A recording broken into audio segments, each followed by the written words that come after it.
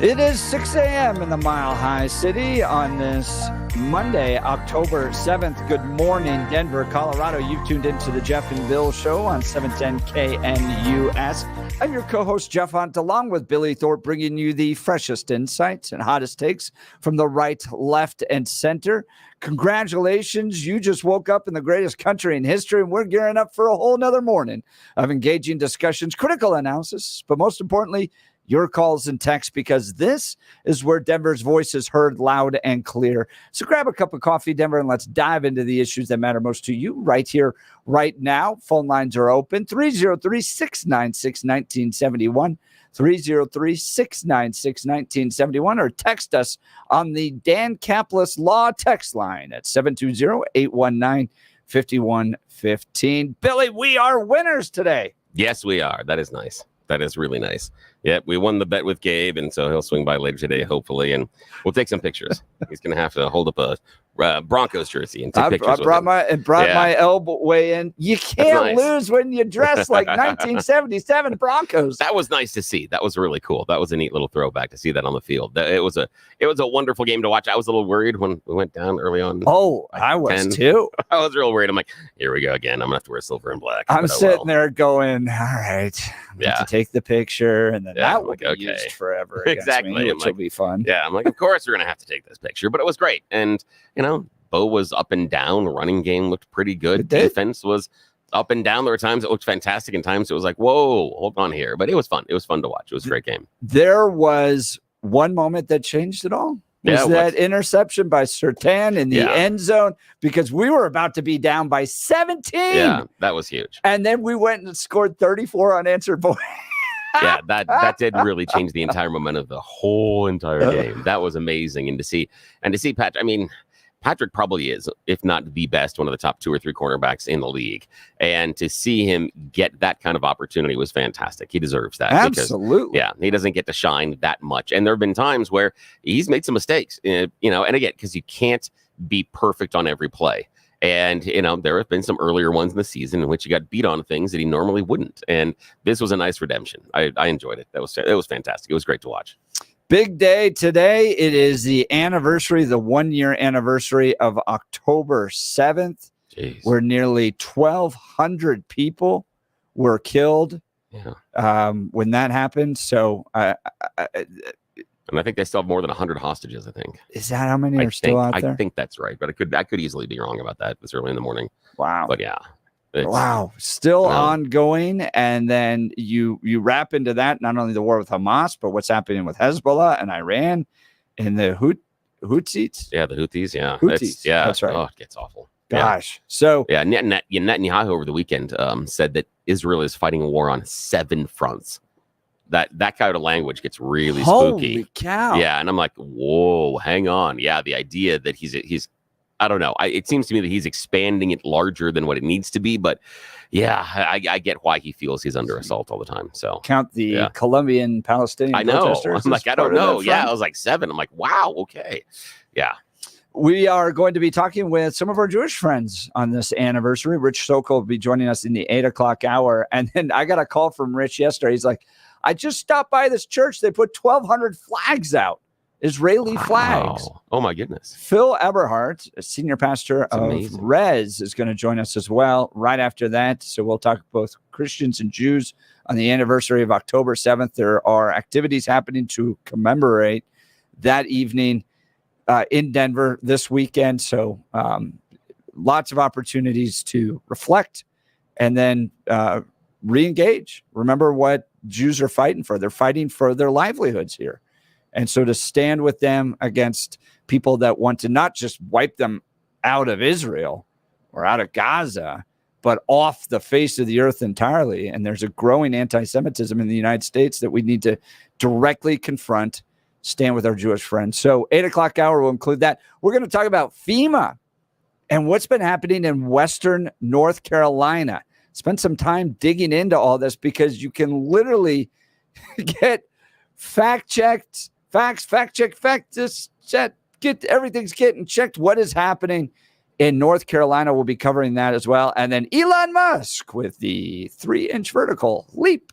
on the stage. That was weird. But That was a really weird way Butler, to start Pennsylvania. And I really appreciate the speech, but he is not a political speaker. Not his gifting. He's not a public speaker. Not political. He's just not a public speaker. He just doesn't have. He's not a good orator.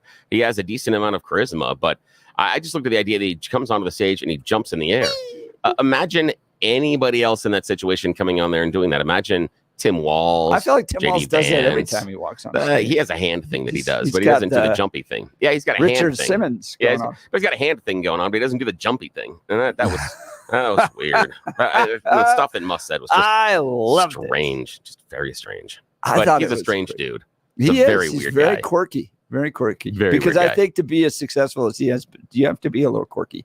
So we'll cover the speech of Butler. We'll cover FEMA. Plus, Kamala Harris has got a big 60-minute speech, I think, or interview that's coming out here. So lots to talk about as we kick off the week. Only, a few weeks from Election Day, and ballots going out this Friday in the mail. So you're going to start to get them possibly as soon as Saturday here in Colorado. So we'll cover all this and more. But first, news and comment with Blake Olson. Good morning, Blake. Hey, good morning, guys. Hope you had a great weekend. 48 and clear in Denver, expecting a high of 82 today. The 7-10 5-day forecast coming up.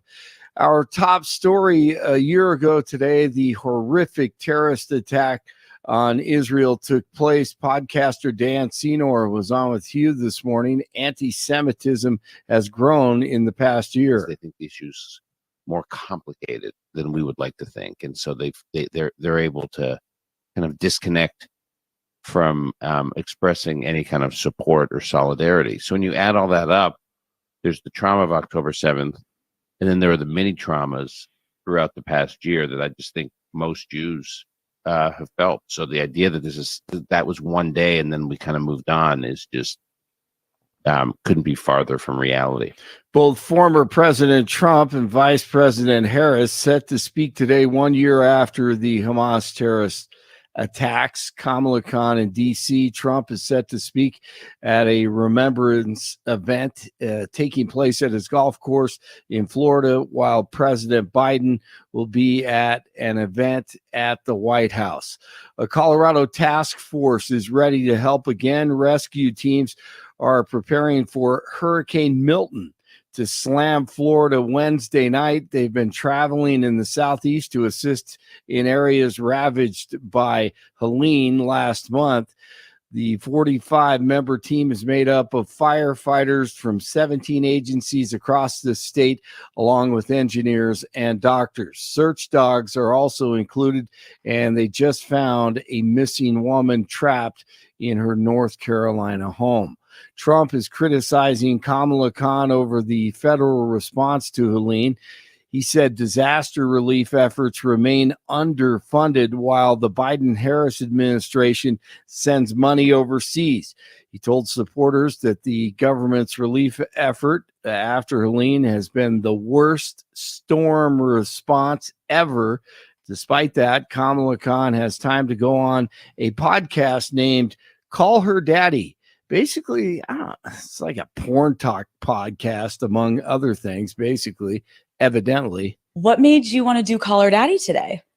Well, I think you and your listeners have really got this thing right, which is one of the best ways to communicate with people is to be real, and to talk about the things that people really care about. I mean, what I love about what you do is that your voice and your show is really about your listeners. And I think especially now, this is a moment in the country and in life where people really want to know they're seen and heard and that they're part of a community, that they're not out there alone. Like in North Carolina. And so I'm really glad to be with you. Like the victims of the storm, and amazing. Dude, when you compare her with Margaret Thatcher and the Iron Lady, wow. It's night and day. Yeah, it is. There's no strong, bold leadership about the direction of this country and how we're going to, fight for what's right. It's just this kind of meandering wimpiness that you get out of her. compare her to 100 actual, conservative women who are leaders in government, or just legitimate leaders. I mean, what a joke. It is bad. I agree with you.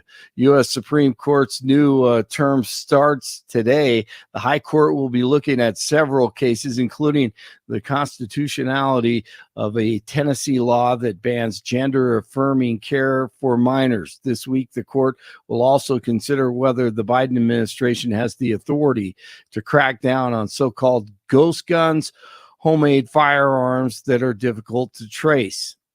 The Denver City Council will consider purchasing a building to serve as a residential halfway house. The building at 570 West 44th Ave already serves those with criminal records who are getting treatment for drug addiction. The city would pay just over $26 million over 15 years for the 100-bed facility. News brought to you by Lair Fireplace and Patio, Denver's premier source for everything fireplace, patio, and grills. Locally owned and operated since 1954. Online at lairfireplacepatio.com. Play action. Minshew looking. Throws intercepted by Surtain.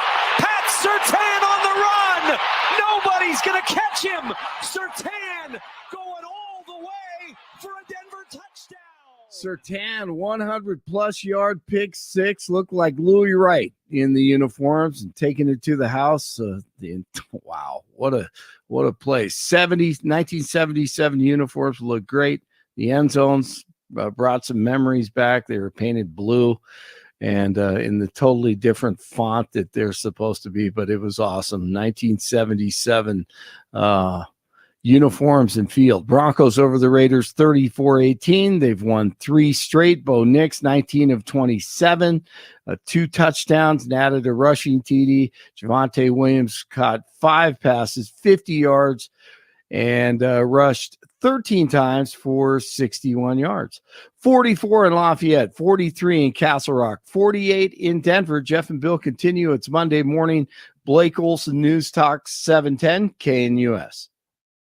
710 5-day forecast. Going to be another warmer and dry stretch over the Denver metro. Any showers this week will likely stay in the mountains and foothills to the west. For today, sunny skies, highs in the lower 80s, lows tonight into the upper 40s. Tuesday through Thursday, lower 80s, sunny to mostly sunny skies, light to brisk winds, and lows upper 40s, low 50s. Weather brought to you by branchplanning.com. Secure your future retirement with a reliable income stream. Annuities can provide guaranteed payments, giving you peace of mind. Get your review at branchplanning.com or call 303-219-0088. Meteorologist Don Watzel in the 710 KNUS Weather Center.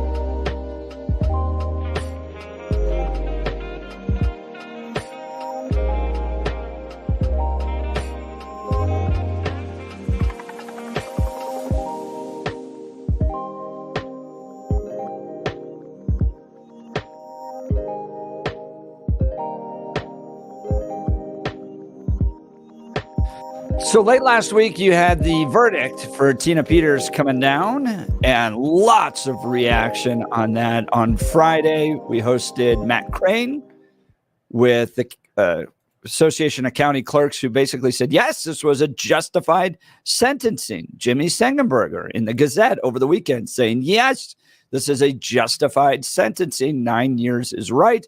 And then Kevin Lundberg, former state senator, puts out a piece on Saturday calling Tina Peters Colorado's political prisoner. Ask Kevin to come on and explain his thoughts on this. Senator Lundberg, thanks so much for being on the Jeff and Bill Show. Morning.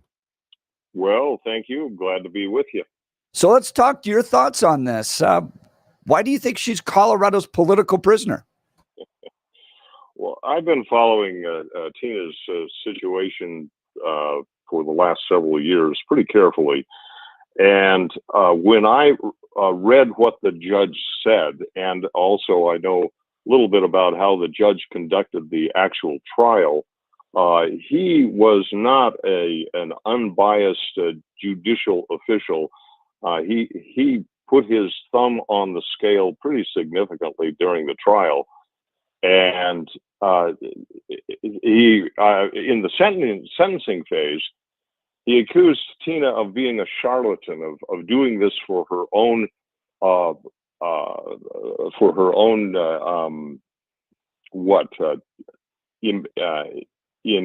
personal gain, or yeah. Thank you. You guys who get up at 4 a.m. to do early radio can think a lot more clearly than those of us in the normal world. But for her own personal gain, and enough to know that she did this because she knew it was the right thing to do. As the county clerk for Mesa County, it's her responsibility to preserve the election records for at least 26 months. And when she discovered that there were going to be changes to the basic preserve of those records on the server in her office, she made a copy of that, and she did everything in her power to preserve those records. That's what she did. And then the whole system there in Mesa County and with the Secretary of State and the Attorney General and others actually were to somehow make it illegal what she did. And so they cooked up charges. This is pretty typical for DAs is they throw the book at you. They try to figure out all sorts of, a laundry list of things against you. And then they cook the books. And the judge proved himself to be not being a proper judge by what he said during the sentencing phase. I mean, to me, that just clearly laid it out that he considered her to be a risk to the community because she's an election denier by his definition. And that means she knows that there are some problems in the election processes here in Colorado, and she tried to cure them or at least expose them in her county by taking the first steps of just preserving the records. And for that, she was held guilty of some ridiculous charges, trivial issues that really,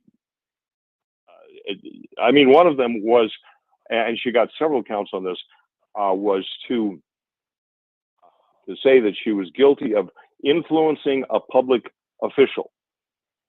Well, what does that mean? That means that she, as clerk, asked her staff to help her to preserve these records. And she consulted with the Secretary of State's office and said, we need to get this done. I need to figure out how to do this. And they all refused. And somehow this is her being guilty of influencing a public official. And that is part of the reason they threw her in they convicted her. And then the judge comes down with this severe sentence. What I see this is, it's not a proper application of justice, but it is an attempt to silence somebody who is pointing out the weaknesses in our election system. Talking with Kevin Lundberg, he's a former state senator. Now, Kevin, on Friday, we hosted Matt Crane. He's executive director of the Colorado County Clerks Association, who said, look, Tina could have gone about this lots of other ways. It was the idea that she was stealing IDs from people, turning off the cameras, hiding her actions, and then posting this online. That was the problem. She could have had copies made legitimately and reviewed it that way. What's your response to that? Well, my response is, as I understand it, she tried that at first. She contacts her, she talks to her staff and says, we need to make a copy of this. And not just a copy, where you hit saved this file. No, a copy of the entire server, because when they came through and did their upgrade, they meaning the Dominion, the supplier of the software for all of this, they erased a lot of information that was on the server that you wouldn't get by just copying certain files. She was not getting cooperation from the people who should be. The Secretary of State should be intensely interested in providing as much transparency and as much security to the system as possible. But instead, they've got this mechanism where they don't want to share any information with anyone anywhere. These are our votes from the citizens of Colorado, and they should be as open and available as possible. And instead, they've got this policy of secrecy. And by the way, after Tina went through all of this, they went back to the legislature and they made it illegal for a clerk to basically touch the equipment other than just punch the buttons as being given by instructions. In other words, you can't open the box, you can't see what's in there. You can't figure out are they hiding anything from the public, which they have done. One glaring example is the wireless communication systems on these machines. It's there. It's very clear by any expert who's looked at it. And the software is even designed for access to the machines. But all along they say, oh, well, no, there's an air gap. There's no way that anybody can access this machinery. Well, that was flat out a lie on the part of the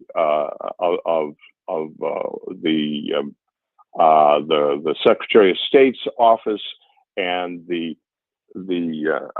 company that provides the equipment. But when you try to dig into it, and I've seen this from a dozen different directions, and not just in Colorado, but across the country, there is so much deceit and secrecy around the system. We need transparency, and that's what Tina was trying to do.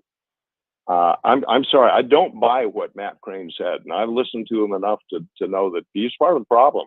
He's not a part of the solution. He's not trying to provide integrity to the system. He's trying to defend the system, which is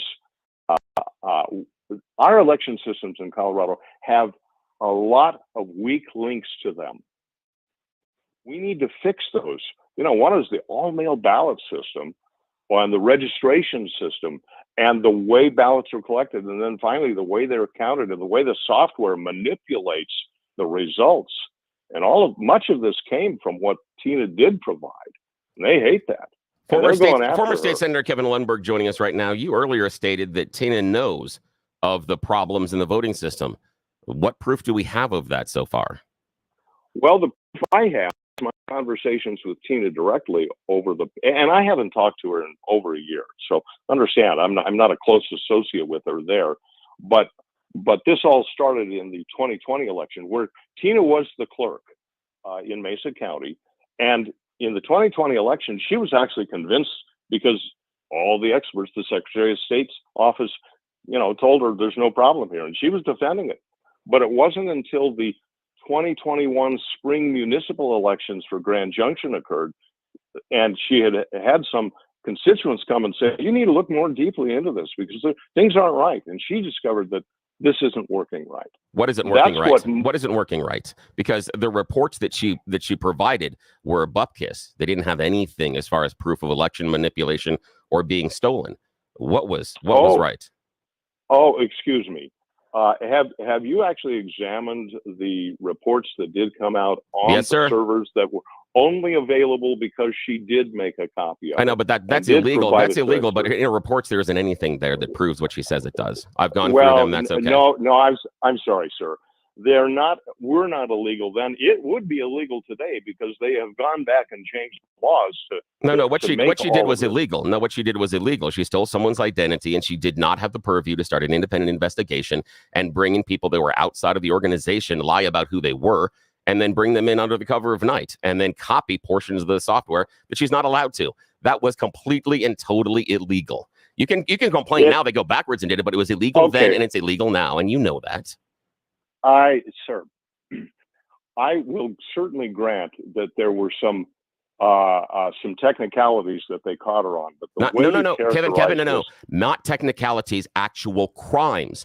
She stole someone's identity and illegally copied software she was not allowed to. Those aren't technicalities. I'm not going to play games this morning. She did crimes, and she's going to pay for them. Don't dance around it. We can talk about the issues with the election, but don't dance around that. Okay, will you give me a few moments to respond to you? And I'm asking for that question. Okay, good. Thank you very much. The judge threw the book at her. The judge took a Gold Star mom who was a public servant as the Mesa County clerk and recorder, who, to the very best of her knowledge and ability, tried to dig down into what were some very questionable circumstances in how the votes were counted and how the results did end up. She came up, in consultation with some experts who understand cybersecurity and understand software systems, came out with 3 reports that demonstrate very clearly that the software is not just counting votes, but it's juggling votes around. And anybody who denies that is simply not looking at the facts. And this is within a system in Colorado where the elections have been set up in such a way that they are very vulnerable to bad actors stepping in at every step of the process of our elections system. And anybody who dares question that, and that's what Tina had the courage to do and did to the best of her knowledge. And I'll simply say that from my knowledge of having watched that, of having talked with her attorney, having talked with her and a previous litigation she was in. She is not a charlatan trying to improve this for her own gain. She is trying to stick with the facts and the truth that she sees it and trying to uncover it. And what I see is a judge throwing the book at her, trying to be as punitive as possible to warn everybody else. And it's not because of what she did. If you look at what the judge said, it's because she didn't admit to what he thinks is the gold standard of election processes, meaning Colorado's election system. No, she knows there's some problems there. And the judge refuses to acknowledge that there could be a different opinion. There could be people who have looked into it like herself and like a lot of other people who understand that we need to fix some problems here in Colorado. And for people to stand up and say, well, she did it wrong and therefore we need to put her away. You know, this is a 68-year-old woman. You add that to nine years to that, and that ends up 77. That's pretty much the rest of, much of the rest of her life. I don't call that a just sentence. I call that a punitive, a judge, a hanging judge, basically. Now, former State Senator Kevin Lundberg, I appreciate what you said right there, that Tina did this based on the best of her knowledge and her ability. That is the problem. She didn't have the knowledge, nor did she have the ability. She didn't have the knowledge of what her job was. She would have known if she knew what her job was. She never completed the certification. She would have known that the information that she was afraid was going to be erased by Dominion wasn't. That's not erased in the trusted bill and it's held on to, but she didn't do her job because she didn't know her job. I appreciate you at least saying that. And the judge did not put her away because of free speech. She could have gone out and made whatever any speeches that she wanted. She was charged for breaking the law. There is nothing under those charges that she had that dealt with her issue of free speech. And yet you come back to things that she knows. She does not know anything about a stolen election. None of the processes that she showed, none of her reports showed any of that. She didn't have anything. And in order to prove this falsity, she broke the law and she's going to have to pay for it. She does not have the ability to go out and do these investigations. That's just the core of it. It has zero to do with free speech. It has to do with because she was convinced of something, she went out and broke the law. It has zero to do with her ability in free speech. It has to do with the action she took because of it. Well, Bill, it's quite obvious that we're not going to agree on hardly anything. And you speak so quickly, throwing out so many different components that it's impossible in the time frame that I know that we have here to actually to actually dig into all of the inaccuracies that you all right, put Kevin, in there. let's do this. Okay, fine. Let's do inaccuracies. You want to talk about inaccuracies? Fine. You seem to be convinced the election was stolen. Let's do this. Let's not argue election being stolen. Tell me, why did Fox News pay $780 million instead of proving the election was stolen? Why? Okay, let's start with what you said. No, I didn't say the election was stolen. No. You say there are problems and things like that. Why didn't Fox come out and show the problems? Because that's what Tina was showing. Tina was showing that the election was manipulated. Okay, that was your right there. Sir. That was your statement that the election was manipulated. Should tell me, why did Fox News pay nearly $800 million without coming out and providing the proof that you say is self-evident about a manipulated election? Why? You're talking about Fox News when they were sued by Dominion for over $1 billion? No, well, yeah, it was over $1 billion, but they settled for $780 million. And the one thing they didn't do, Kevin, the one thing they didn't do, sir, is walk into court and say ever that they were telling the truth. There isn't a single court filing that they said they were telling the truth. Why? As I've followed all of these court cases, I find that there's a whole lot of manipulation of the judicial process where the truth is not allowed because the judge says, oh, you don't have standing, or refuses to allow certain issues to be brought up in court. This happened in Tina's case. The judge repeatedly did not allow the defense to go down those roads. But I'm talking about the Fox case. Let's stop talking about Tina's case. Let's talk about the Fox case. And the reason I bring that up, sir, hang on, sir. The reason I bring that up is because it wipes away all of your current objections. The whole idea of standing, Fox had standing, Dominion had standing. Hang on a sec. Fox had standing, Dominion had standing. And it was about the allegations of a stolen election. Anything talking about the news coverage of that or proof of a stolen election is an affirmative defense for Fox. They provided zero. They never came to the table and said it was a legitimate news story and never said they were covering the truth. Why? Well, I'd love to be able to respond to you point by point on the Fox News or the Fox legal case, but I didn't follow that one very carefully. Why not? So why not? Because I only have 24 hours in the day. But Kevin, hang on. Kevin. The computer machine, the computer company that you said. Your process of trying to talk over me all the time. Bill, you are not doing your radio job properly when you come down and you try to drive people into a hole. You're very smart and you're very quick with your mouth, but you're not very good on your facts. Yes, I am. Yes, I am. So far, you have not disproven me single. Dialogue. You have yet to disprove me. I'm offering you something, and you go far afield. I'm asking you to deal with the Fox issue that directly deals with your case. That directly deals with your case of allegations of manipulated numbers. You claimed those reports that Tina has shows manipulated numbers. If it did, Fox News could have used those to show a fixed election, to show that the fix was in. They didn't. They didn't use what you say is prima facie proof. Why not?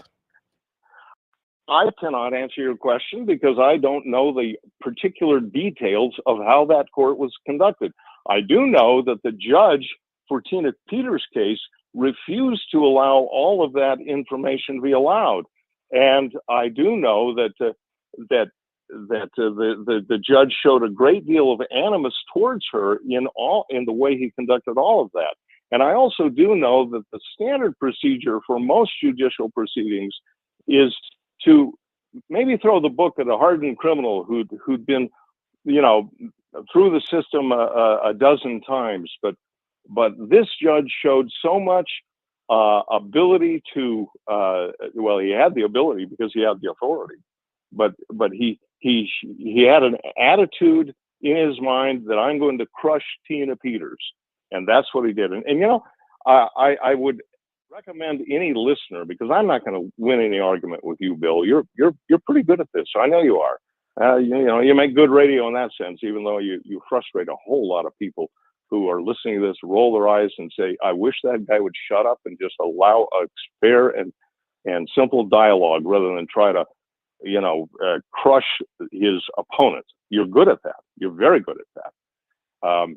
But in this case, I'd like people to read what I actually wrote in my Lundberg report on my website, kevinlundberg.com, because I tried to carefully define what the problem was and where I believe that Tina Peters is a political prisoner being held currently in the jail system, soon to be sent over to the prison system in Colorado and serve a term of 9+ years because she was, to the best of her ability, following what she thought was her responsibility as clerk of Mesa County, because the Colorado law says the clerk must preserve the records for 26 months.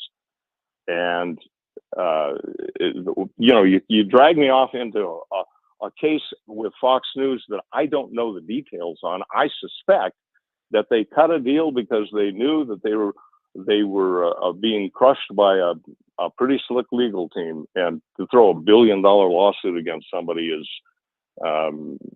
rather striking. Well, to be fair, Kevin, I mean, Fox is worth more than $9 billion. They have sharks for lawyers. The issue is, and the reason why the Fox News case is important, is because of defamation law. That defamation and liability law says that if you're telling the truth, that is an absolute affirmative defense. If Fox News was telling the truth about Dominion, if Fox News was telling the truth about Smartmatic, if Fox News was telling the truth about a stolen election, they could have walked in with all that proof, and all the lawsuit evaporates immediately. Doesn't matter what the judge says, because truth is an absolute defense. You're mad that the judge in Mesa County didn't allow Tina stuff in there because it's not true. He does not have to allow lies into the process. That doesn't have to be evidence. You don't get to submit lies as evidence. And what she submitted, no, her reports are lies, Kevin. And I'm sorry that we have to deal with it this way, but that's the truth. And nothing, I read what you said on the Lundberg report, and nothing that you said there and nothing that you wrote dealt with the actual crimes that she committed. You did a whole bunch of stuff about free speech and politics. You never addressed the crimes, nor the fact that she didn't understand the core of her job. That's why she's going to prison. That's it. Okay. Now, you said that all of the reports were lies. I take very strong disagreement with you there. I read them. They're called Mesa County Report Number 1, Report Number 2, and Report Number 3. And they were prepared by careful academic scholars on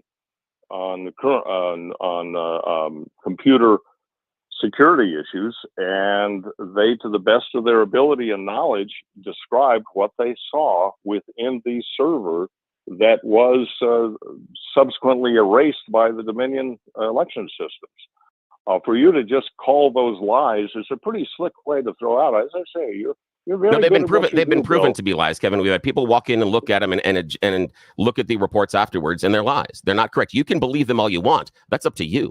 That's on you. You can believe whatever you want. You can believe the sky is green. I guess you can believe the sky is chartreuse, but it's not but guess true what? either. But guess You're what? When things come into court, they have to have proof, and that's the problem. Is when Tina showed up in court, she didn't have proof, and that's why the judge didn't allow her lies in there, and that's why Fox News didn't show up with Tina stuff. Tina had her reports out, and Fox News lies could have gone out there, and they could have used it. The attorney, I had conversations with Tina's attorney, and he said the judge wouldn't allow us. He shut us down again and again and again.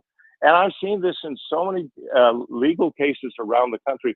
John Eastman, a gentleman who I have had the privilege of gaining a great deal of knowledge with, and I find to be a man of integrity and very intelligent. And he was asked recently, in the last few months, okay, you've been through a lot of this election integrity issues, so what do you think now?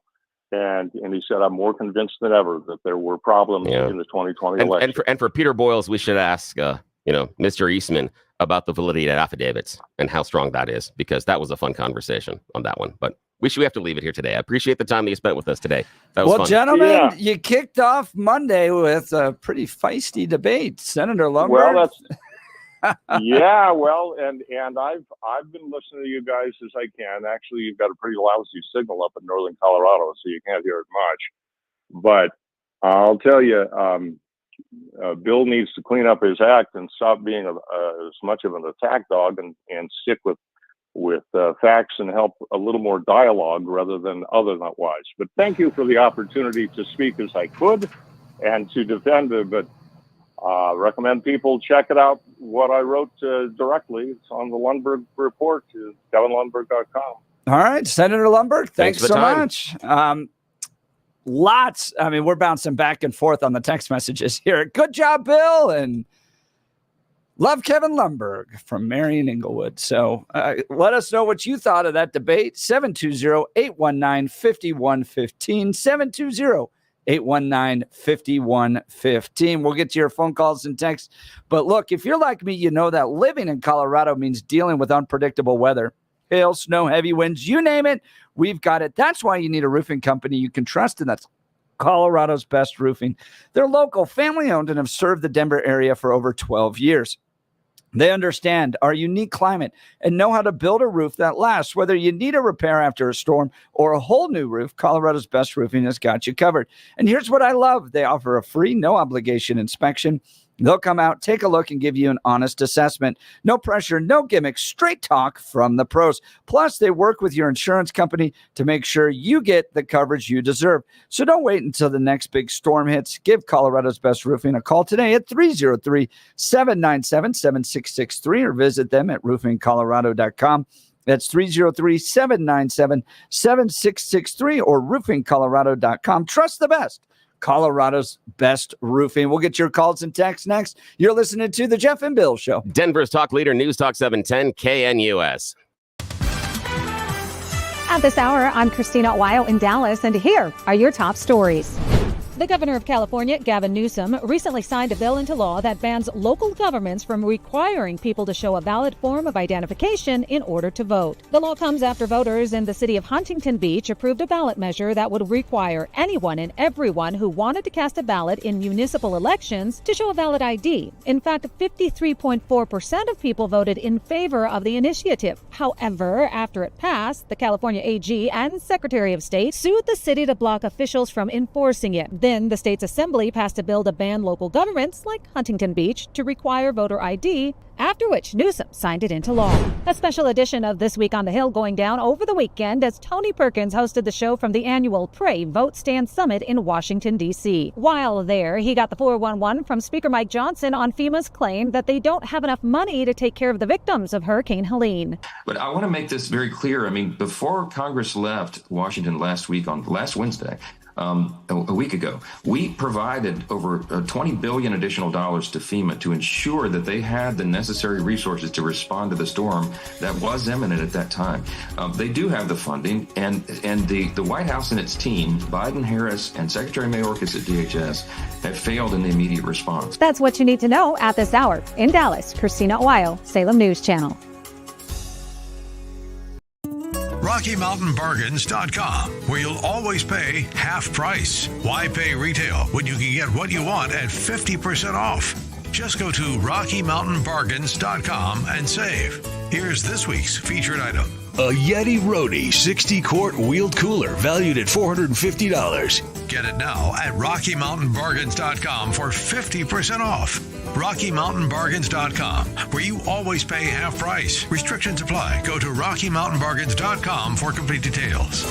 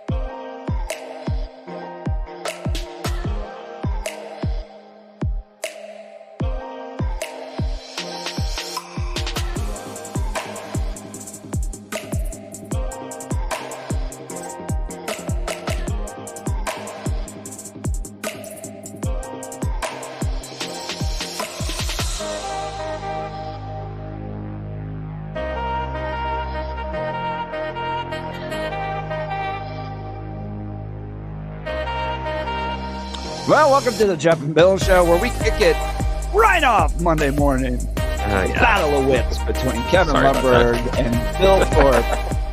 That'll really wake fun. you up. That That'll was wake you fun. up better than any coffee will. All right, let's go to the phone lines. We have one open line, 303-696-1971. Let's go to Lola first. Nebraska. Good morning, Lola. You're on the Jeff and Bill Show. Hi, good morning. I wouldn't call it a battle of the wits. You know, Bill, I used to listen to you when you were Billy, and then I stopped listening. But you have the gift of gab. You can speak very fast. You have a rapidity, and in your words, but you don't end up saying anything. Really, you only repeat it 100 times. And I really wanted to hear your guess. I really couldn't understand or really get into what he was telling us because you kept interrupting him because you just wanted to be right. I'm not saying anything about Tina Peters. And by the way, I think it took courage for her to do what she did. I'm not saying if there were illegal things she did, yeah, you have to pay for that. But, we're coming down to a time in our country where if you don't stand up for what you believe in, then you're just kind of cowardly. And some people just have to stand up. And so I appreciate that she did that because there are problems in the voting systems. We all know that. Lola, So, as you know, I'm a conservative and a Trump supporter, and I believe that the left rigs elections, not in the sense of ballot counting type of things, but in the sense of the rules and ballot harvesting and refusing to allow ID laws. But Matt Crane said something pretty compelling on Friday when he said, look, you guys can come in and literally watch the entire process. And in fact, it's better when you do. And there were lots of other avenues that Tina Peters could have analyzed the software in. So if that's the case, then why did Tina have to go about it the way she did with fake IDs and getting her employees to go along with her when they didn't want to, with turning off the cameras, all that stuff? Well, that I don't know because I haven't really followed it really closely, but we all know there is lawfare out there everywhere. And we have, judges who are just kind of setting the bar, making their own opinions up. And there's no one there to, I'm going to say on the left, that is, keeping them in check. Yeah. Now, So, Lola, I understand your critique of me, and I get it. And I let Kevin have a long runway at the beginning to lay out his entire case, and I gave him a long runway at the end. When I started asking him questions, what I'm not going to do is allow him in those cases to avoid the question, because it is disrespectful to me, disrespectful to Jeff, disrespectful for you, and disrespectful to the audience. I asked a very simple, direct question, and he starts dancing around in other areas. I shouldn't have to allow him to talk for 2, 3, 5 minutes on his own to answer whatever question he wants. I should be allowed to interrupt and to refocus the conversation. And I asked very pointed, direct questions. And I would go back, and unfortunately, we got to go here in a second, but I would go back and have you spend some time considering my Fox News question. I understand your issue about judges not allowing this, judges not allowing that. The Fox News case is the perfect place to prove the election fraud because it centers around Fox News's reporting about election fraud. And Fox News never once came into court and said they were telling the truth. They never once walked in and says, here are the files that show this was stolen. They never once made an argument about voter machine manipulation. They never once did that. And you should ask yourself why. Because if they did, the entire law case goes away. The entire lawsuit disappears because telling the truth is an absolute defense. And I understand lots of people are convinced that there was a stolen election. I mean, it's the truth. But Fox News, when given the chance, couldn't prove it and wrote a nearly $800 million check because they couldn't. That should tell everybody exactly how much proof there is of a stolen election. All right, we're up against a break here. We'll continue. You're listening to the Jeff and Bill Show. Denver's talk leader, News Talk 710 KNUS.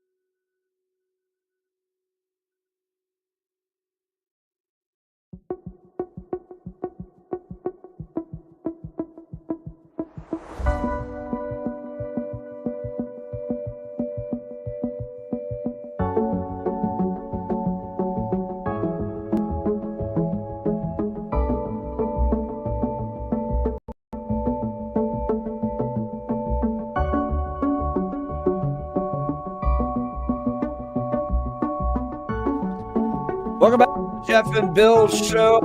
My goodness, we kicked Monday off. Well, you can text us if you can't get through on the lines. Text the Dan Caplis Law text line at 720-819-5115. That's 720-819-5115. The phone line here is 303-696-1971.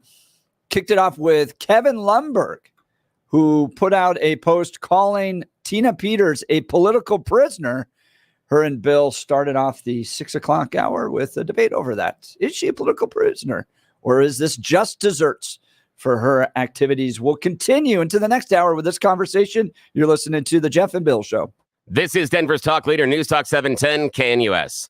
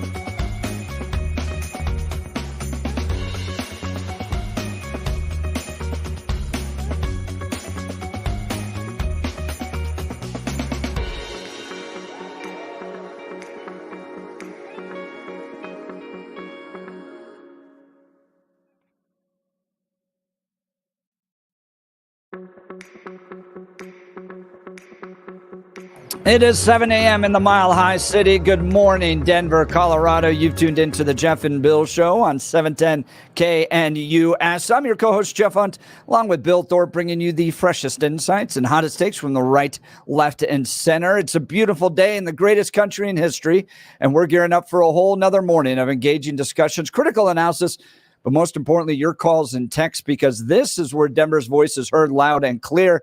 So grab a cup of coffee, Denver. It's Monday, and let's dive into the issues that matter most to you right here, right now. Coming up after news and comment, we'll continue because we got full phone lines on the Tina Peters issue. Billy and Kevin Lundberg kicked us off in the 6 o'clock hour with a debate.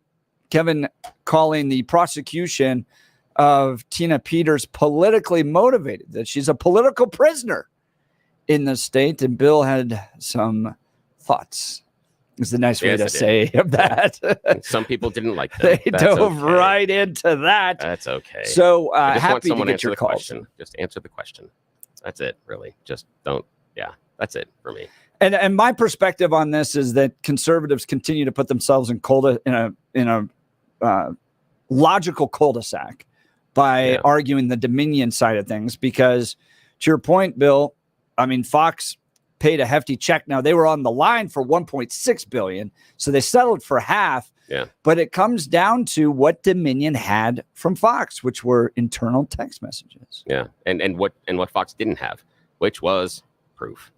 Again, because the way that libel and defamation law works, the truth is an absolute defense. And the example would be, let's say that we believe that a mayor of a city is stepping out on his wife and he's cheating, and he's also selling drugs on the side. If we make that allegation in public, especially in print or broadcast over and over again, and we are called into and we are sued by the mayor and we are brought into court, if we put down the pictures of the mayor and his extra squeeze, we put down pictures of the mayor buying the drugs and selling the drugs, and we put down information from people that have seen the couple together and have bought drugs from the mayor and have supplied drugs for the mayor, we bring that in, the lawsuit goes away because we're telling the truth.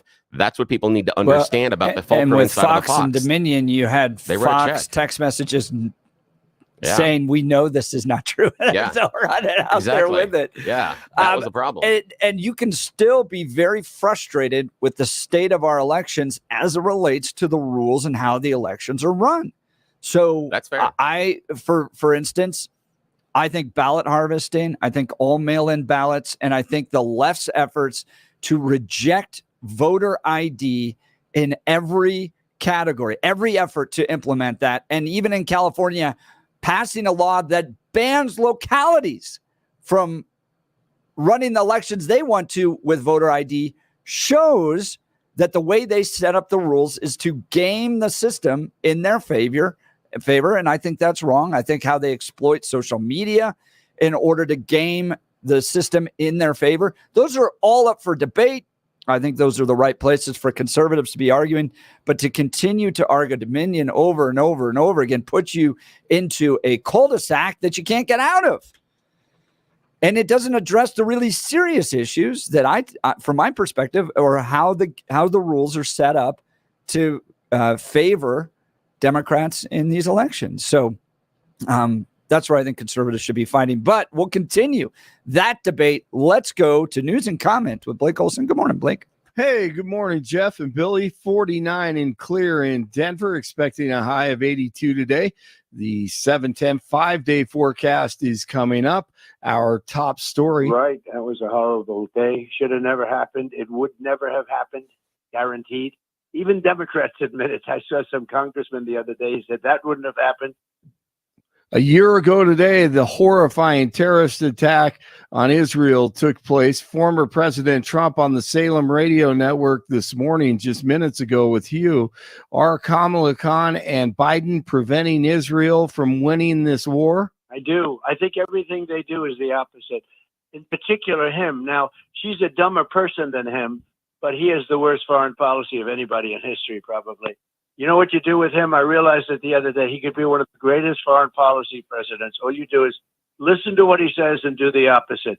If you've done the opposite for 30 years with this poor guy, this poor, pathetic guy, if you've done the opposite for 30 years, you would have been successful. But he's never gotten it right. Trump and Vice President Harris are set to speak today about the terrorist attacks. Kamala Khan in D.C. and Trump at a remembrance event taking place at his golf course in Florida, while President Biden, yes, he's still the president, will be at an event at the White House. A Colorado task force is ready to help again. Rescue teams are preparing for Hurricane Milton to slam Florida Wednesday night. They've been traveling in the southeast to assist in areas ravaged by Helene. The 45-member team is made up of firefighters from 17 agencies across the state, along with engineers and doctors. Trump is criticizing Kamala Khan over the federal response to Helene, says the Harris-Biden regime is sending money overseas instead.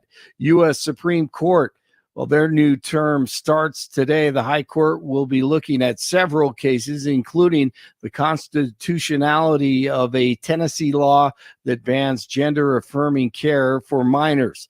This week, the court will also consider whether the Biden administration has the authority to crack down on so-called ghost guns, homemade firearms that are difficult to trace. Later in the term, the court will take up a challenge to a Texas law that requires pornographic websites to verify the ages of users.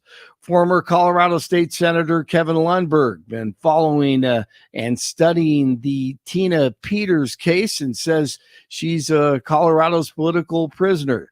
He was on with Jeff and Billy, of course, last hour, and he said the judge was not fair to Peters. He considered her to be a risk to the community because she's an election denier by his definition. And that means she knows that there are some problems in the election processes here in Colorado, and she tried to cure them or at least expose them in her county by taking the first steps of just preserving the records. And for that, she was held guilty of some ridiculous charges, trivial issues. Lundberg says it's an attempt to silence someone who's pointing out the weakness in our election system. Play action. Minshew looking, throws intercepted by Surtain.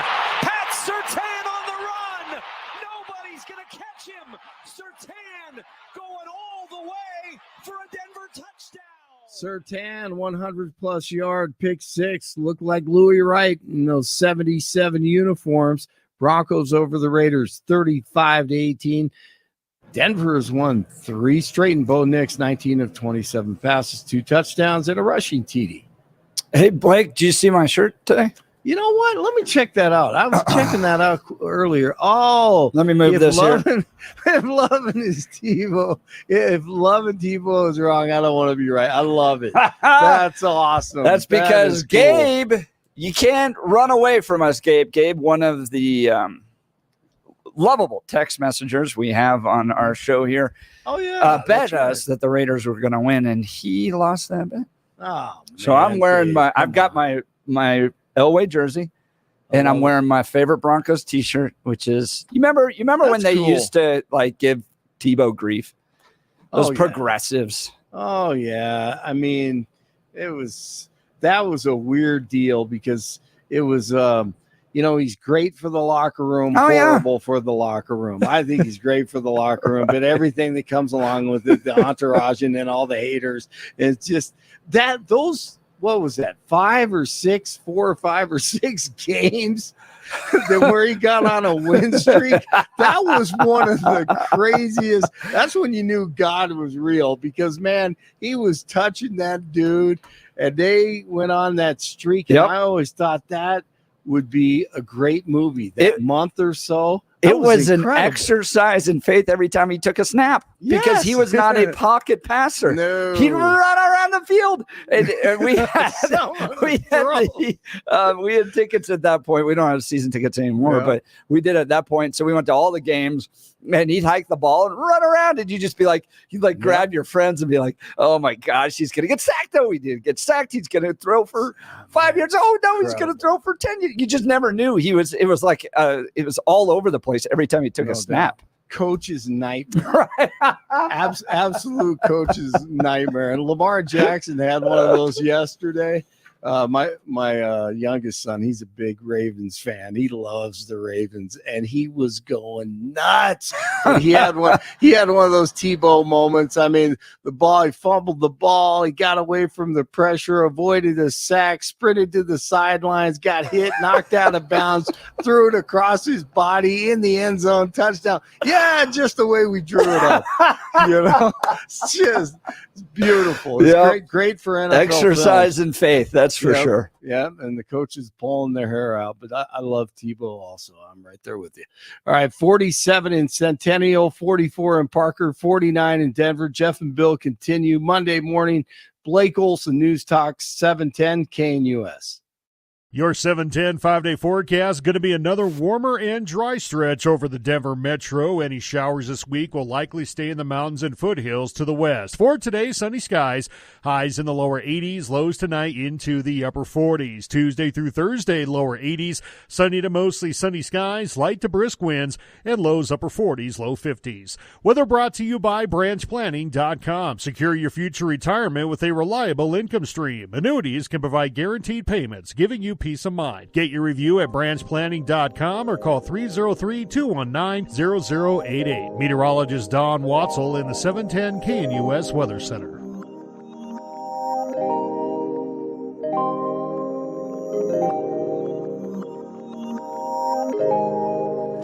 All right, what do you think of Tina Peters, a political prisoner, as Kevin Lundberg has called her?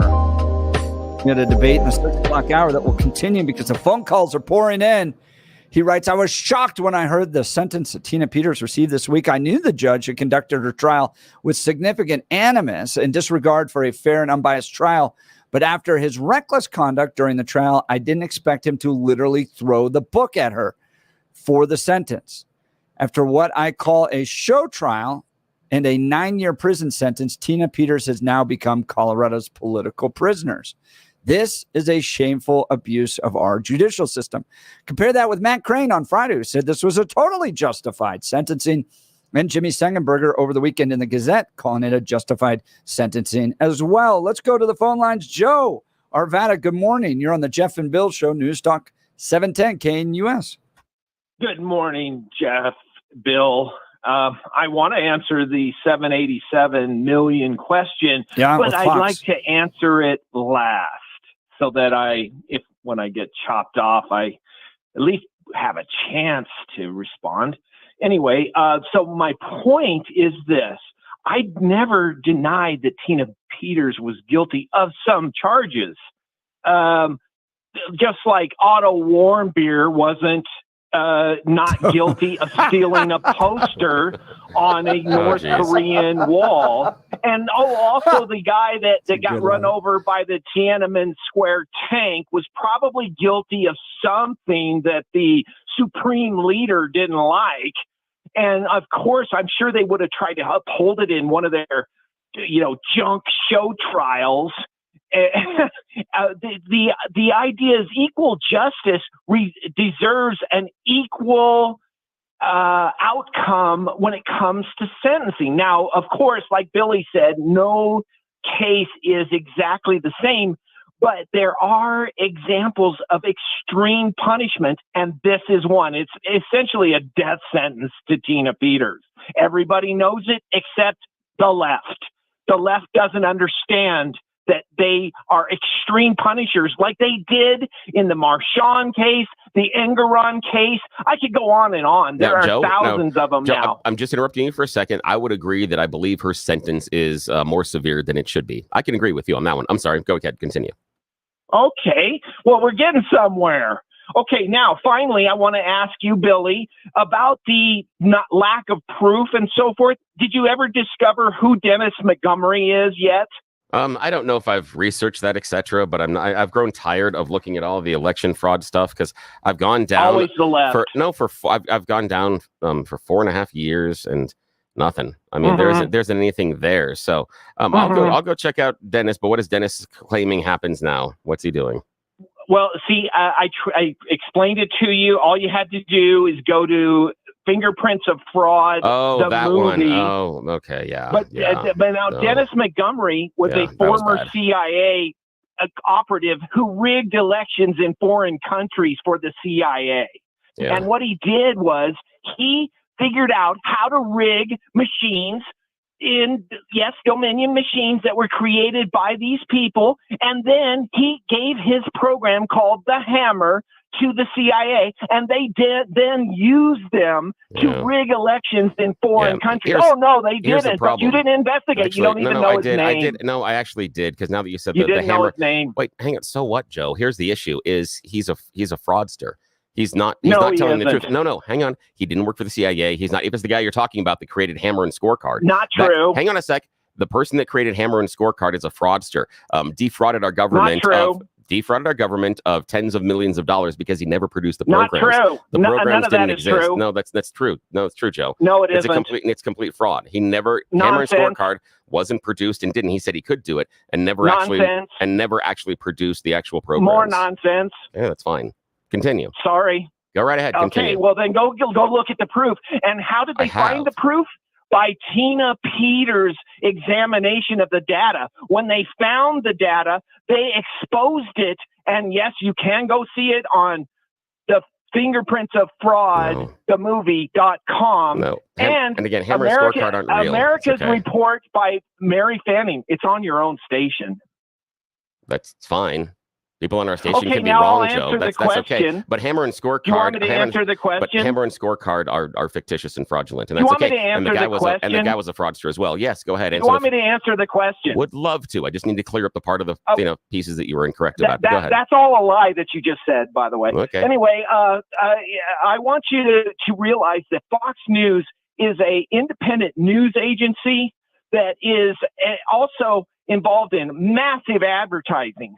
And just like the Super Bowl ads, when people send up a lot of money on Fox News or other places to, advertise their stuff on their other stations, they are impelled by money to decide various things. And so the $787 million decision, although large, they did figure that in the Otto Warmbier judging system, they were going to lose. And so they decided to, yes, cut their losses. But here's the thing. They never looked at the facts. What they did was they decided whether they were going to win or lose. The ultimate answer as to why Fox News didn't fight is because they lack the courage, and they also are the political left because the sons of Rupert Murdoch are far lefties that are just as bad as the MSNBCers. Okay. That's Now, Joe, the truth. Joe, let's talk through this. The fact that Fox News couldn't produce the proof. They never argued in any of their filings. Hang on. They never argued in any of their filings that they were telling the truth. They never argued. Nonsense. You didn't see their their internal deliberations. No, hang on a sec, but I have read the filings and the documents, and they never in the documents. Yeah, but you didn't see why they hang on. decided. Wait, Joe, this is public in the filings in which are the arguments they need to make to the court. They never said they were telling the truth. That's you an only issue. Saw the That's an court issue. filings. You didn't see the hang on. internal deliberations. We also saw internal stuff that said there were people internally that don't think that this is true and it's incorrect. Here's the problem with your whole narrative about the idea of they balanced it out and they figured they couldn't fight it. Joe, if it's true. I agree with Joe, that. Just like Joe, Otto Warmbier. Joe, just like Joe, Otto Warmbier, bud. Joe, if it's true and they have the proof they claim, they walk into the court and the entire lawsuit evaporates. That's what happens. No, they didn't have the courage. No, they didn't have the proof, Joe. And thanks for the phone call. They didn't have the proof. That's the issue. It doesn't matter. Courage doesn't matter in this point. If you have the stack of proof, you walk in and you place it in front of the judge. Say, here's the proof. It's the same reason that, I hate to say, I can't say it though, it's a not friend of the show, Joel Altman, is paying $1,000 a day right now for not producing the proof. Is he still paying $1,000 a day? Because he is refusing to produce the proof he has claimed he has had for years about Eric Coomer and the meeting and Antifa and the proof of a stolen election. He has the opportunity and the judge is asking him for it, and he is refusing to produce it and instead paying $1,000 a day instead of providing the proof he claimed to have at the outset. Same thing with Fox News. If Fox News had the proof, you walk in and everything goes away. I know, but you walk in there and it goes away. That road is going to end a lot quicker for. Oh yeah, but the issue is that's how the law works. Joel. Joel. Yeah. The issue is it's just that's how defamation law works. You walk in there, it doesn't take courage. It just takes walking in there and saying, "Here's the proof of what I said." And can't you just go like, "I'm sorry"? Oh yeah, you can have a contrition, but here's the thing. Sorry. There also is this idea of malice, and proving malice is a huge hurdle to get above. And when you're a public company like Fox News and a broadcast company, it's really hard to get to malice. The problem is there are conversations. For when you have text messages. That's the issue. There were text messages internally with Fox News showing they doubted their own reporting and didn't think it was true, and that then rises to the level of malice. That's why Fox News There's an old settled. Western saying that it's best to eat crow while it's still warm. Yeah. And here's the thing I'll remind people. I feel like we've just lost that in this culture. Oh, completely. And recent example, JD Vance, and recent example, Tim Walz. Walz on stage was asked about Tiananmen Square, and he danced around it. That was ridiculous. And when JD Vance was confronted about the issue about the migrants, he danced around it as well. Yeah. And unfortunately said something, and it's a little bit out of context, but I just have to invent stories so you'll cover them. That's not what he meant per se, but it was a huge verbal gaffe. And that's the issue. That's it, is this stuff. It's like the dudes have forgotten the easiest way to get through a little spat with your spouse. Yes. It's just so much easier to say sorry up so much front. Yeah. Then drag it out for weeks and then lose $787 million. Yeah, exactly. Yes. Yeah, and the check would have been much smaller if Fox News would have started the contrition process earlier. And this is the crazy part about it. If Fox News would have just advised all of their anchors, not their guests, but their anchors, to say, allegedly, this is what we think happened. They do phrases like that. They're clear. They're fine. But simply because of those little phrases, they refused to insert into their broadcast. They wrote a giant check. So that's how easy it would have been to avoid all of this. But they didn't. And they also didn't have the ability to walk in there showing any proof at all, including Tina Peters stuff that they had access to. You know that where there's one good reason why I think Tina Peters' arguments are likely very false. Yeah. There's somebody running for president that if they were true, would be touting her at every rally. And you don't see him talk about her at all. No, not at all. Nope. Not talked about what she found, not talked about her proof, not talked about her filings, not talked about her 3 reports. He's got a lot at stake too. Yeah, a lot. and it's also his narrative, because in the last, I think, 14 to 18 days, both of them have said that the 2020 election was stolen. That it was big cheating and everything else from them. So that would be someone, and you can come out here because allegedly she proved it. But I said this at the very beginning. I think Tina Peters gambled big. I think she pulled the Mission Impossible fake ID. She dropped in on a rope, just barely off the ground, and got the data. Oh yeah, she did, and got away with it. There's nothing there. Yeah, and if there's nothing there, then what you did on the whole Mission Impossible thing with turning off the cameras, and then then you're in trouble. Oh yeah. But if she had found everything, then she would have been the queen of saving the republic. If you're going to break into, she would have gotten a Nobel Prize and all that stuff. If you're going to break into the bank vault, you better be sure those diamonds are there, and they're not just a story being told by a bunch of people outside about diamonds inside the bank vault. Better make sure they're there. If you're posting the diamonds online. Exactly. All right. Look, with all the work I've had done to my teeth, believe me, finding a good dentist makes all the difference. I'd like to tell you about Dr. Mike at Rocky Mountain Dental Group. He helps people like you and me look and feel amazing by providing the best dental care available. See for yourself all the 5-star reviews at RockyMountainDentalGroup.com. Here's one. I've been going there for over 20 years. Dr. Mike and his entire staff are outstanding. I like the fact that the same person always cleans my teeth. If you need an awesome dentist, Dr. Mike is your guy. If your gums are receding, it's critical to address this issue promptly. Dr. Mike is a top-tier expert in the Chow pinhole surgical technique. This method requires no cutting, no sutures, and virtually no downtime. The procedure involves just making a small little hole in the tissue and gently repositioning the gums. Schedule a free consultation with Dr. Mike and discover the benefits of this revolutionary procedure. Call 303-233-1335. That's 303-233-1335, or visit RockyMountainDentalGroup.com. That's RockyMountainDentalGroup.com to book your free consultation today. Give us a call. What do you think about the Tina Peters case? Is she a political prisoner? As Kevin Lundberg makes the argument, or is the sentence justified, as Matt Crane has made the argument? No other show in Colorado has had both sides of that discussion on. We'd love to hear your voice. 303-696-1971, or text us on the Dan Caplis Law text line, 720-819-5115. You're listening to the Jeff and Bill Show. Denver's talk leader, News Talk 710 KNUS. At this hour, I'm Christina Weil in Dallas, and here are your top stories. Elon Musk making a splash at President Donald Trump's rally in Butler, Pennsylvania on Saturday in a rare appearance for the tech genius. Musk was accented out in a black MAGA hat and t-shirt and stepped on the stage to give his message to a crowd of more than 60,000 people. As you can see, I'm not just MAGA, I'm dark MAGA. Well, first of all, I want to say what an honor it is to be here. And, the true test of someone's character is how they behave under fire. And we had one president who couldn't climb a flight of stairs, and another who was fist pumping after getting shot. Fight! Blood coming down the face. While in Washington, D.C. for the annual Pray, Vote, Stand Summit, Tony Perkins talked to Speaker Mike Johnson, who had a thing or two to say about the vice presidential debate between J.D. Vance and Tim Walz. Mr. Speaker, can Republicans get a fair shake from the legacy media?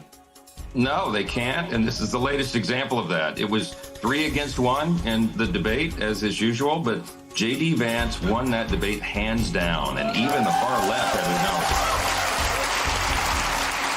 That's what you need to know at this hour. In Dallas, Christina Weil, Salem News Channel.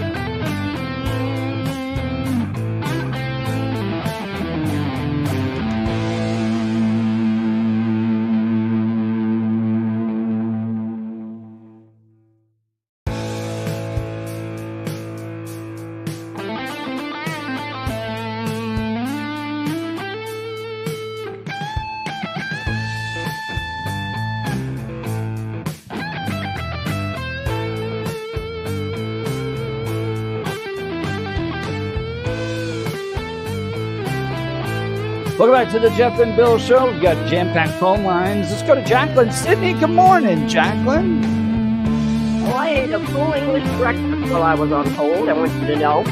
I was a poll watcher in Colorado for many, many years, since the 1980s, on the western slope and on the eastern slope. And I have actually been to these drop boxes, and I didn't know till last week that you're only allowed to put maybe 10 in the lockbox, because I've been there when they were crammed full. And I've been at a poll watcher at an election site, at a clerk's office, and they have sent me home, sent all of us home. We didn't stay there till it was reconciled, counted, or nothing else. We didn't do any of that. Now, they're open from 7 in the morning till 7 at night, and there were people waiting to get in to vote. Now, I'm talking Otero County, Pueblo County, Sedgwick County, Montrose County. And they do not have consistency on how they do it, because here in Nebraska, I am a poll watcher here, and we all stay there. We have double coverage. I counted the ballots myself here twice before I left that building. Now, why can't they do that in Colorado? They have rules to do it, or do they not have any rules? I don't know. Well, my sense from sure Matt Crane is that people are allowed to be a part of the entire process here in Colorado. But Jacqueline, I will raise this about ballot harvesting and the drop boxes.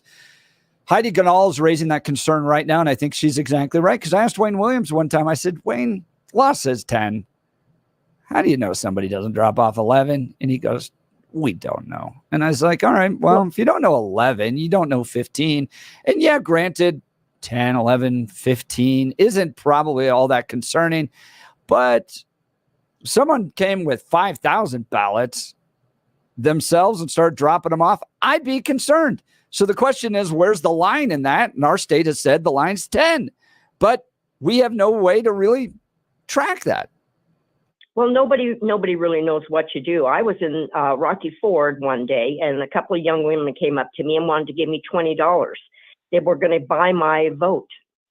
They wanted my ballot, and they wanted my vote. I also was in that same Otero County and got 3 ballots sent to me, one right after the other. Now, I had already filled mine out, and I took it right into the clerk's office. They didn't reconcile those other 2. Now, here in Nebraska, you stay there till everything is reconciled. It's counted, reconciled. We know who, if there was mistakes, we count them. Those ballots have to be accounted for. And if they send them out all over the place, how do you know somebody doesn't fill them out and send them in or drop them off? I mean, there's no Jacqueline, consistency there would be. It would come in as far as the registry. If they sent you 3 ballots, each ballot would have a code on it, and even if they all had the same code, it would register that 2 ballots with the same code pop up. There would be a red flag in the system. And normally, from what I understand, is they give you a chance to cure if 2 ballots come in under your name, to cure one versus the other. But if you don't, that vote is thrown out. So there are processes in place there. And I understand the issue about the drop boxes, but for me, the issue is we haven't seen, no one has shown so far that regardless if someone shows up with 1 ballot, 10 ballots, 150 ballots, or 5,000 ballots and drops them into the drop box, that those ballots aren't the expressed will of that person whose name is on the ballot. That's the thing we haven't been shown yet. We can be upset about the number of ballots that have been dropped off, but we have yet to show. But fraud. you also have a law that says no more than 10 in a Secretary of State that's like, well, we don't really know how to stop that. So I understand, but unless it leads to fraud, changing the rule isn't going to get you the resolution you want. Well, we're not changing the rule. We're saying enforce the law as But it I know, is. but even if it's one person, it doesn't fix the fraud that what everybody thinks is self-evident. I'm saying, Billy, what I'm saying in Colorado, if you're there as a poll watcher, you're there till the end, till it's over.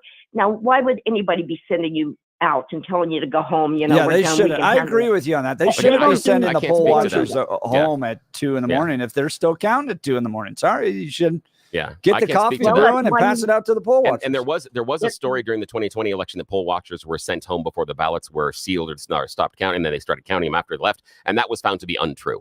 They went back to the actual workers at that poll and people that were poll watchers, and they said, no, that didn't happen to us. So that story that was out, and I believe it was in Philadelphia, actually did not happen. That was a complete lie. I understand, but I'll tell you what, it happened to me right there in Colorado, and that was back then. And I thought, well, all right, I guess they didn't want us. They sent 3 of us home. Now, I'll tell you something about Tina Peters real quick here.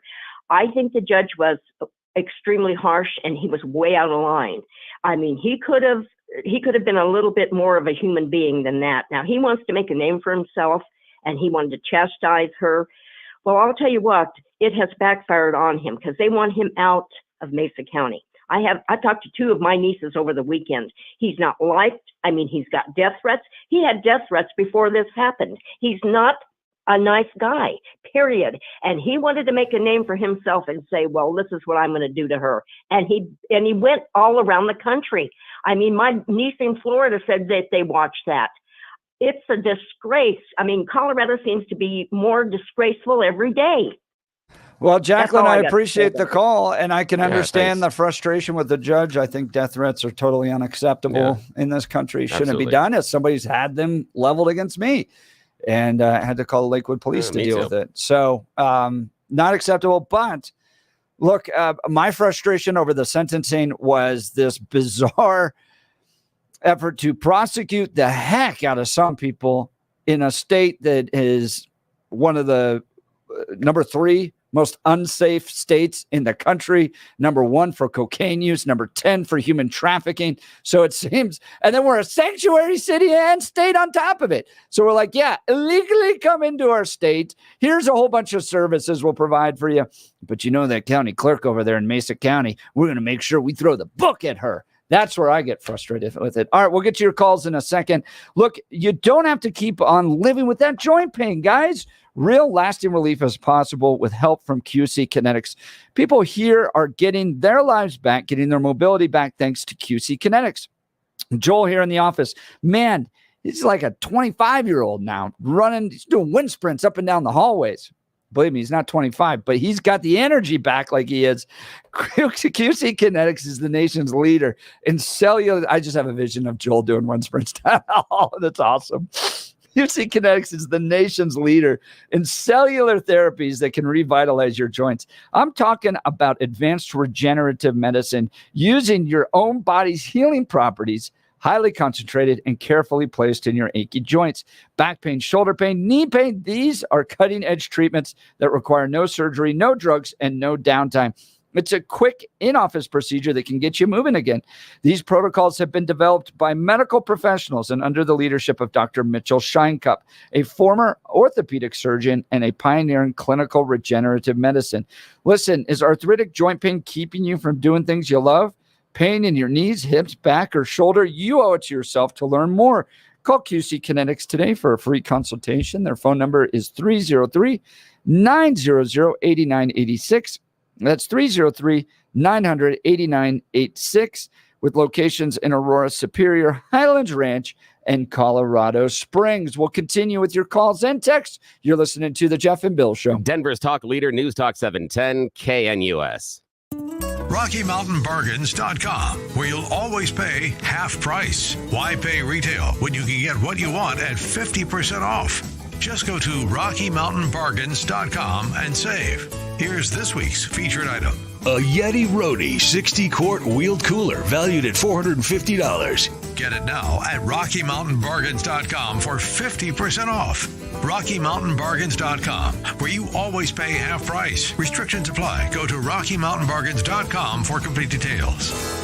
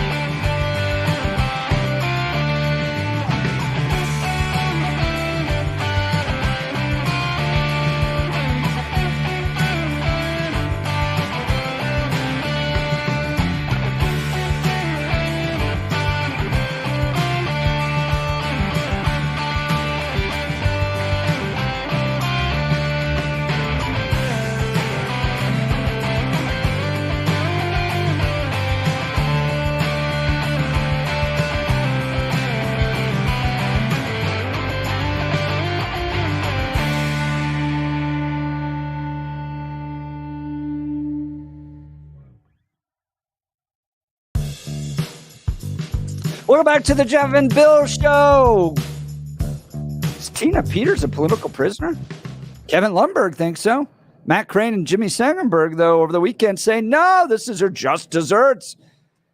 Go to the clink, Tina. What do you think? Let's go to the phone lines. Francis. Good morning, Francis. You're on the Jeff and Bill Show. News Talk 710 KNUS. Hey, guys. Hey, this Tina Peters as a political prisoner is just embarrassing. Kevin Lundberg should be embarrassed.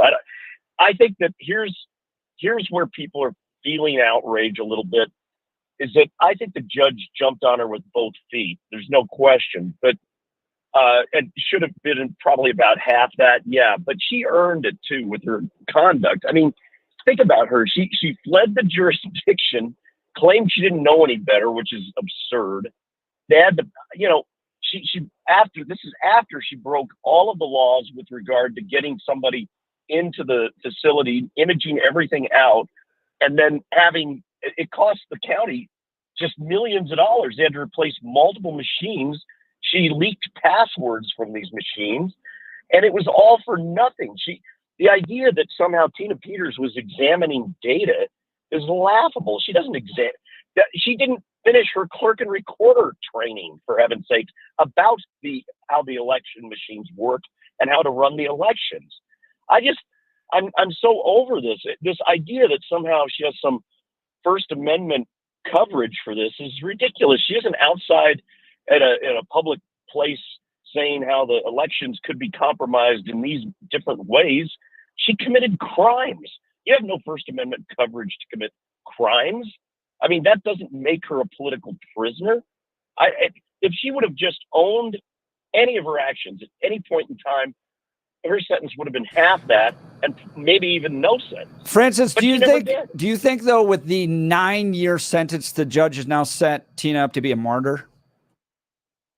Oh, for sure. And she's adopted that position. She loves being a martyr. I don't know how much she'll love it about 2 years into her sentence. But yeah, of course they have set her up to be a martyr. And I think the judge, here's the thing, honestly. You know what upsets judges? And that judge was pissed off, let's be honest, is time wasting. You know how much this cost the county to prosecute this lady who could have cut a deal at any point in time, who wasted time? She ended up either firing or her attorneys wanted to withdraw from her representation initially, which kicked this whole trial can down the road further. Francis, why don't you think Donald Trump is embracing her? Why you don't see the defense? You don't see the flying her out to rallies? I mean, Donald giving Trump, her the Lindell treatment, right? Yeah. Donald Trump's a pretty savvy guy, and he seems to be keeping her at arm's length. Yeah, I would too. I wouldn't touch her with a 10-foot pole. I mean, Trump isn't embracing anything because somebody, at least somewhere in his circle of advisors, has said, look, there was no there. There never has been a there. The best that you can do is sit there and just be quiet about this election denial nonsense of 2020, or, do kind of what J.D. Vance did and just don't answer the question, although that was embarrassing for J.D. Vance. And so, no, of course, nobody's trotting her out. There isn't anything there. I mean, I can't believe that anybody, Tina Peters, this is an easy way to describe her. She's basically just gullible, and the gullibility turned into criminality, and she never once backed off of her ridiculous position. And if she had, she wouldn't be in jail now. Francis, appreciate the call. Yeah, Thanks so much. Man, thanks. Let's go to Brian Arvada. Good morning, Brian. You're on the Jeff and Bill Show, News Talk 710 KNUS. Good morning. Hey, good morning. I'm more in the camp with Joe about the election, but I don't want to relitigate it, because every time you talk to a never Trumper, they're always like, show me the proof, show me the proof.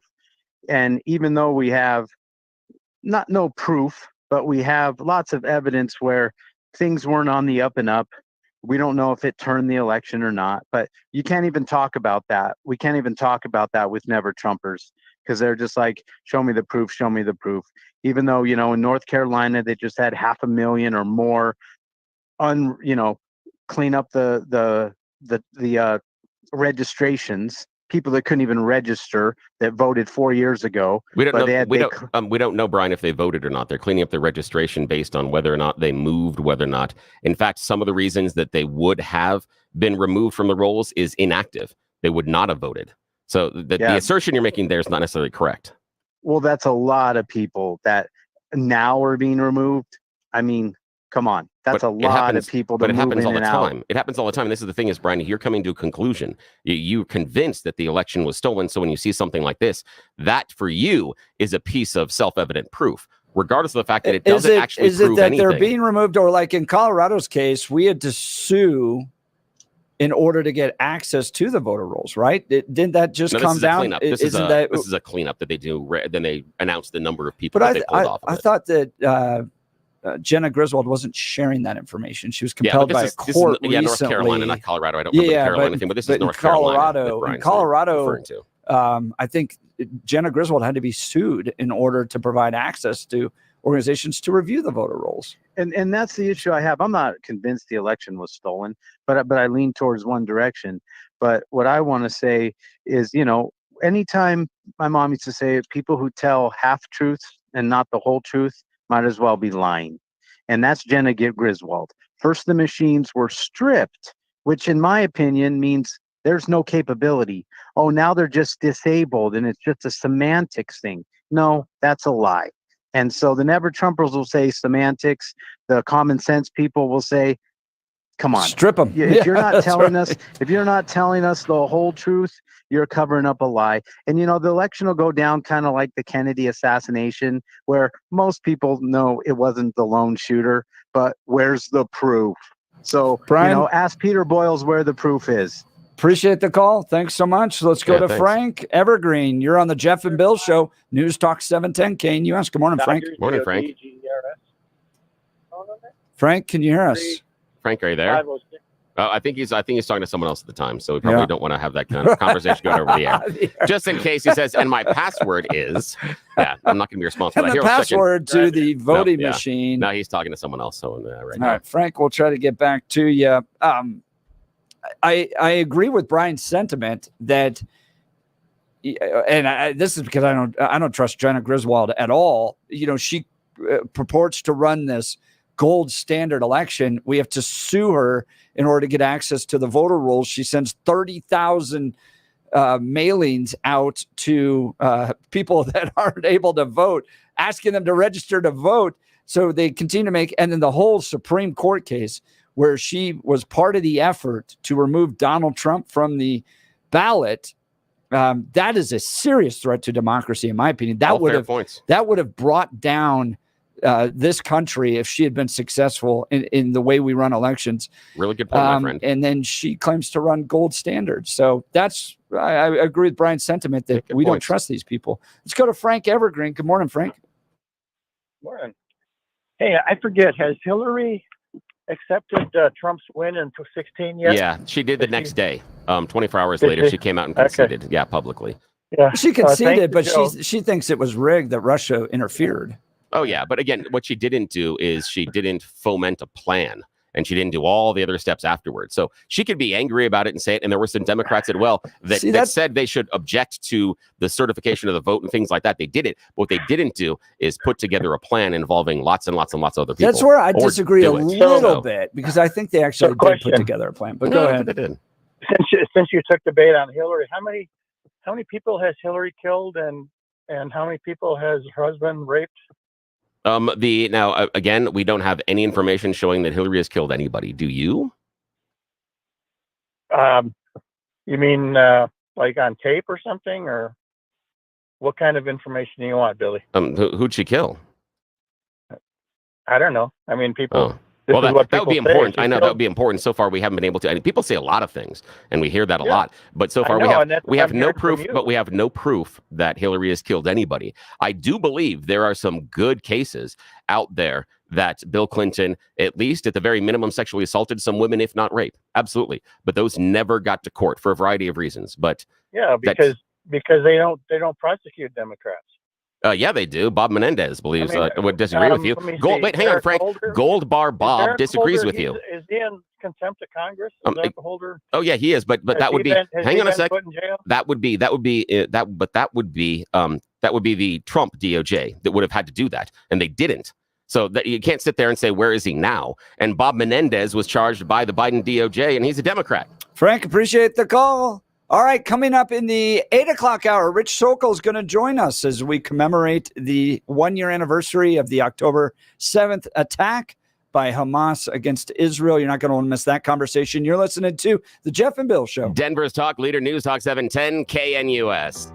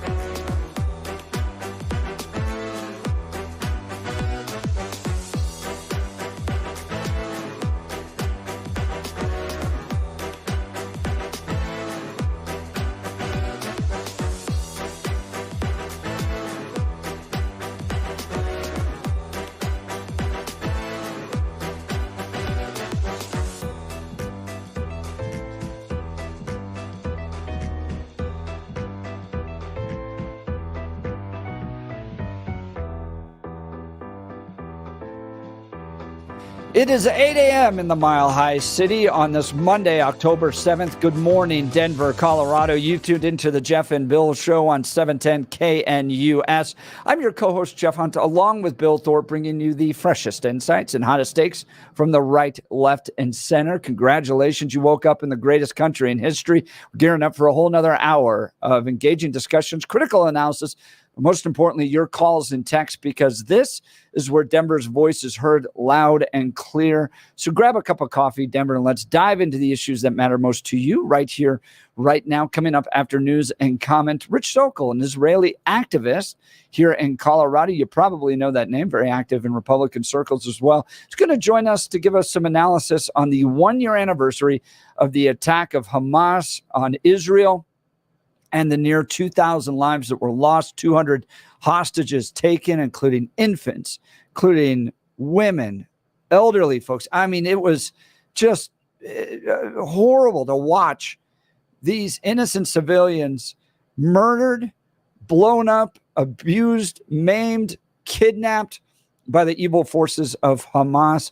And remember, I spent 4 days with Palestinian protesters at the DNC in Colorado, in Chicago. And I will tell you, their end goal at the end of all this is not peace in the Middle East through groups being able to live cohesively, happily together. It is Islamist dominance, the removal of Jews from the face of the earth, and eventually control not only of the Middle East, but Africa, Asia, Western Europe, and the United States with an Islamic theocracy. That's exactly what they told me is the end goal. So we'll get some analysis from Rich Sokol on the 1-year anniversary of the attack by Hamas. Let's check in first on news and comment with Blake Olson. Good morning, Blake. Good morning, Jeff and Billy. 51 and sunny in Denver, expecting a high of 82 today. The 7-10 5-day forecast is coming up. Our top story. We want to work with people on the ground, states, governors, producer groups, and others to make sure we can troubleshoot where problems arise so that we can address them. Federal government looking for help, and a Colorado task force continues to work and help the victims of Helene. And now rescue teams are preparing for Hurricane Milton to slam Florida Wednesday night. They've been traveling in the southeast to assist areas destroyed by Helene. The 45-member team is made up of firefighters from 17 agencies across the state, along with engineers and doctors. Former President Trump says that the Biden-Harris administration is not doing enough and helping people overseas instead more than Americans in North Carolina. Kamala Khan told the reporters over the weekend that they're doing well, and people are telling them that. SpaceX and T-Mobile were allowed by the FCC on Sunday to enable Starlink satellites with direct-to-cell capabilities. This was done to provide coverage for cell phones in areas in North Carolina devastated by the storm. Right. That was a horrible day. Should have never happened. It would never have happened. Guaranteed. Even Democrats admit it. I saw some congressman the other day said that wouldn't have happened. A year ago today, the horrifying terrorist attack on Israel took place. Former President Trump on the network this morning with Hugh. Are Kamala Khan and Biden preventing Israel from winning this war? I do. I think everything they do is the opposite. In particular, him. Now, she's a dumber person than him, but he has the worst foreign policy of anybody in history, probably. You know what you do with him? I realized it the other day. He could be one of the greatest foreign policy presidents. All you do is listen to what he says and do the opposite. If you've done the opposite for 30 years with this poor guy, this poor, pathetic guy, if you've done the opposite for 30 years, you would have been successful. But he's never gotten it right. Trump will speak about the attack today, as will Harris and Biden. A man is recovering after trying to set himself on fire during a weekend protest in D.C. The man was taking part in a Hamas supporters protest near the White House when he tried to set fire to his clothing. Other protesters and police officers rushed to put out the fire. The man was taken to the hospital with burns on his arms. Area law enforcement agencies say they have increased security to monitor today's rallies and events marking the first anniversary of the deadly attack. Former Colorado State Senator Kevin Lundberg, he's been following and studying the Peters' case and says that she's a Colorado political prisoner. He was on with Jeff and Bill this morning and said that the judge was not fair to Peters. He considered her to be a risk to the community because she's an election denier by his definition. And that means she knows that there are some problems in the election processes here in Colorado, and she tried to cure them or at least expose them in her county by taking the first steps of just preserving the records. And for that, she was held guilty of some ridiculous charges, trivial issues. Lundberg says it's an attempt, of course, to silence someone who's been pointing out the weakness in our election system. U.S. Supreme Court's new term starts today. The High Court will be looking at several cases, including the constitutionality of a Tennessee law that bans gender-affirming care for minors. This week, the court will also consider whether the Biden administration has the authority to crack down on so-called ghost guns, homemade firearms that are difficult to trace. Play action. Minshew looking, throws intercepted by Surtain. Pat Surtain on the run.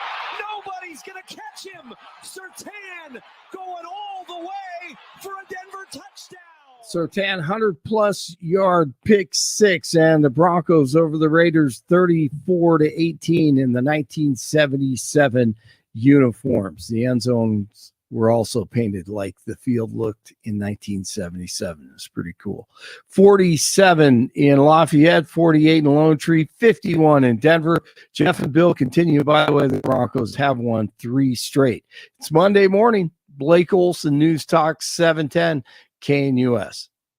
Your 710 5-day forecast going to be another warmer and dry stretch over the Denver metro. Any showers this week will likely stay in the mountains and foothills to the west. For today, sunny skies, highs in the lower 80s, lows tonight into the upper 40s. Tuesday through Thursday, lower 80s, sunny to mostly sunny skies, light to brisk winds, and lows upper 40s, low 50s. Weather brought to you by branchplanning.com. Secure your future retirement with a reliable income stream. Annuities can provide guaranteed payments, giving you peace of mind. Get your review at branchplanning.com or call 303-219-0088. Meteorologist Don Watzel in the 710 KNUS Weather Center.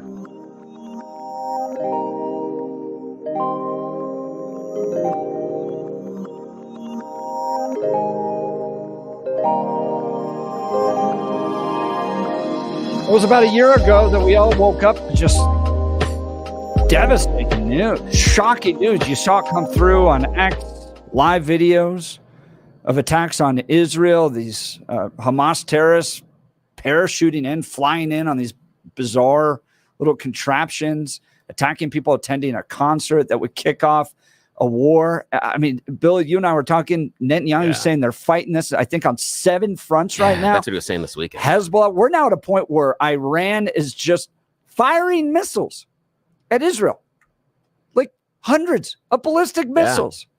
And a lot of that all kicked off about a year ago today. Joining us live is Rich Sokol. He's an Israeli activist, as well as a name you've probably heard in Republican circles. But he's been tracking this. He's had children involved in Israel and in the Middle East. Rich, thanks so much for being on the Jeff and Bill Show. Hey, good morning. Guys, good morning. It's I would say it's a pleasure to be with you. It always is, but of course today is a very, very heavy day, and it's a sad morning, a day that rips the hearts out of Jews, not just here in Denver or Colorado or the U.S. and Israel, of course, but every Jew around the world is suffering today. Well, and it kicked off a hell of a year for Jews, even in America, dealing with rabid anti-Semitism that's just exploded on college campuses all over the world, at the Democrat National Convention. I mean, give folks a sense of what the last year has been like for Jews. It's really hard to encapsulate in words, and it's especially hard today as we all go to memorial services that started yesterday. And just here in Denver yesterday, there's a family that moved here from Israel. They lived on the kibbutz, which is a village. She lived very close to Gaza, and her village was invaded by the Hamas terrorists on October 7th, exactly a year ago today in the morning.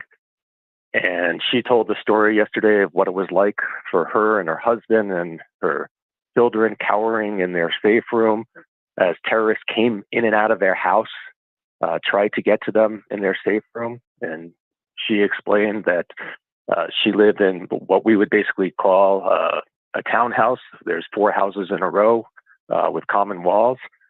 And the terrorists went one by one and murdered people in 3 out of the 4 townhouses, all the ones next to her. And she could hear this, and her children could hear this while it was going on. And they have forever scarred the children. So, for example, my daughter's a babysitter, but she said there's no need to babysit because her children can't be without her. She can't leave her children still a year later. And this is a family that's now here, part of our Denver community. We have another connection, another Denver family that was well known in our community here in Denver, and they moved to Israel 8, 9, 10 years ago. And they have a daughter, and the daughter's boyfriend was killed Thursday. He was a member of the Israeli Defense Force, and he was killed fighting Hezbollah fighters last Thursday morning. And so that family is in mourning, and many of us in Denver are in mourning with that family. So this is just an event that is imprinted on the minds and the hearts and the souls of Jews everywhere. It's never going to go away. The pain, the heartache will be with us forever. And, you know, Jeff and Bill, I'm not the one that was directly touched. You know, my family in Israel is safe. But our hearts are broken, and I can't imagine what it's like for people who had someone murdered in their families, or people who has someone who's still held captive in Gaza. I'm friends with a mom whose son was killed on October 7th, and his body was taken to Gaza. Why was his body taken to Gaza? Because the Gazans know that we Jews love life and love our people, and we will trade terrorists to get back not just the live hostages, but also the dead hostages. And unfortunately, Hamas, so they take dead people as hostages as well. Talking with Rich Sokol, is an Israeli activist here in Colorado. Rich, I think one of the challenges that day was y'all are used to dealing with rocket attacks. And so the rooms that y'all go into, that Jews go into, is built to withstand those, and the doors are not meant to lock, because if rescuers need to get in to help people, then they can. This was an unprecedented attack that Jews weren't prepared for because they're not used to it, and the inability of those doors to lock was what allowed, as you mentioned right there, the terrorists to get in and murder people and attack people. Was that part of the situation on that day on October 7th? Yeah, you're exactly right, Jeff. So the safe houses in all the rooms and the shelters, the public shelters on the street, don't have doors that lock, because the idea was they were to protect you from missiles coming overhead and landing on top of your house. It was never imagined that there would be terrorists in your house coming to get you. So there are no locks on the doors. Some people, tried to jam the door. I heard the story of a grandmother yesterday who literally held the handle on the door to try and keep the terrorists out if they came for 12 hours straight. And this grandmother still doesn't have full use of her hand from holding the door for 12 hours to protect her grandchildren. So what happened on October 7th was just simply unfathomable. No one in their wildest dreams thought that 3,000 terrorists would invade from Gaza and get to the Jewish communities and just go on the wanton killing spree that they did. And as your listeners know, it was killing, it was burning, it was raping, it was RPGs shot into the small homes. And to make it all even more despicable and more incomprehensible, the terrorists filmed it all. Many of them wore GoPro cameras. They wanted the world to see how brutal they are. They wanted the world to see how despicable they are. They were proud of the killing. And the more killing they did, the more heroic they are in their society. This is just incomprehensible. I got to put a pin on that there. That may be one of the most impactful statements or most impactful insights that we have heard and shared with our listeners here on the show. And I think many people need to keep that in mind, that when Hamas did what they did 365 days ago, they wanted you and I to see it. They wanted us to see the brutality, their lack of caring for innocent life, what they think of the Jews, and how they were going to dispose of them. You're absolutely right, Rich. And I appreciate that, and being so difficult, but being so open and direct about it, that in these conversations, everyone should keep that in mind. They wanted you to see and hear about the brutality of what they planned that day and what they executed. Yeah, absolutely. And, you could go online and actually see some of the videos. And we even had here in Denver, the Israeli government literally made a movie from the videos taken from Hamas gunmen that they were able to kill and that were posted online. Again, all these were posted online. Some of them were live streamed. It's something I didn't go see the movie because it was just too much for me, and I wouldn't have been able to deal with it. Yeah, I've seen it, and I won't get too graphic. Afterwards, I just sat in tears and embraced one of the guys that helped put that on, just because I had to hug somebody after watching it. But there were three moments that really stuck out to me. One were little boys in the morning. This would have been right out of my own house, in their underwear, watching cartoons. And the dad coming in, grabbing them and racing them to the shelter as quickly as he could. He throws them into the shelter, which was outside in the backyard, just as a member of Hamas throws a grenade. And the father is killed by the grenade. The boys are protected from it. The terrorists then grab the two little boys with their father, blown to pieces at their feet, drag them into the house, back into the house. And that's where the video cuts off. But you see these two, 7 or 9-year-old boys in their underwear. Oh, that's horrible. Just dealing with that. The second were teenage girls. I have a teenage daughter. You do. And they're in one of the bomb shelters, and they're trying to talk to each other to figure out what to do. Imagine my daughter just had homecoming. Imagine I had 9 15-year-old girls over at my house. And they were about the same age. And these girls trying to figure out what to do. Should we run? Should we go? What do we do? We don't know what to do. And then you see the terrorist. And he walks in. And then the video cuts. And you see video from the GoPros. All the girls have been abused at that point. And all of them are dead. And then the third one that really got me were the terrorists. And they have the phone recordings of the terrorists calling back to their parents. And the terrorists are calling back going, Mom, I got 2 Jews. I killed 2 Jews. And the mom going, I'm so proud of you, son. I'm so proud of you. How many more are you going to get? Mom, I'm going to go get more Jews. It is, and after 2 hours of watching that, I couldn't do anything other than weep, because you just saw how evil it was. And it's an evil that we Americans never deal with. It's an evil that shows up at your door to conquer, rape, maim, destroy, murder. And you've got to be prepared for it. Talking with Rich Sokol. Rich, I've been to the Holocaust Museum. I've been to Yad Vashem, which is the Holocaust Museum in Israel. I believe the Jews are the chosen people of God.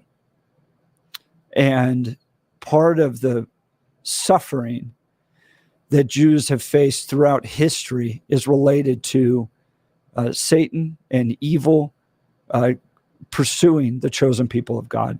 I believe, now I'm a Christian, so I believe God grafted the Gentiles into that relationship that God uniquely has with the Jews. But I want to ask you a deeper question about what it means to be a Jew, to inherit a history of the Holocaust, of near constant persecution, and then on the anniversary of October 7th to reflect on the attack that Hamas inflicted upon the Jews. Can you tell our listeners what it means to be a Jew? So I think, Jeff, that this is the first time in my life where we had the killing of Jews and mass anti-Semitism arise in our own time. And as a Jew in America, we tend to believe that the anti-Semitism and the killings are a long time ago. We read about it in the Bible, we read about it in the history books. And yes, the Holocaust was only, 75, 80 years ago, but that was still not our generation.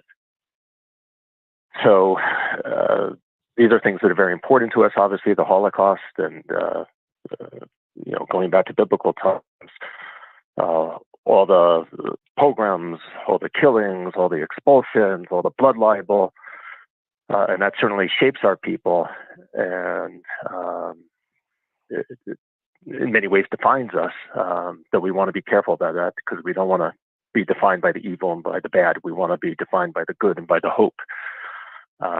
But it always seems something that was in the past, and the world is now more enlightened, and the world has moved on, and we have a state of our own, and the Jewish people have a state in Israel, which is truly a miracle and truly a testament that there is a living and breathing God.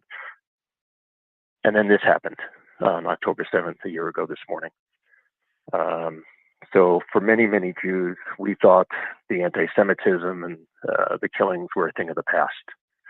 And we were rudely awakened that it's not, that anti-Semitism is alive and well. It's alive and well, not just in the Middle East, but also in our own country, also in our own community.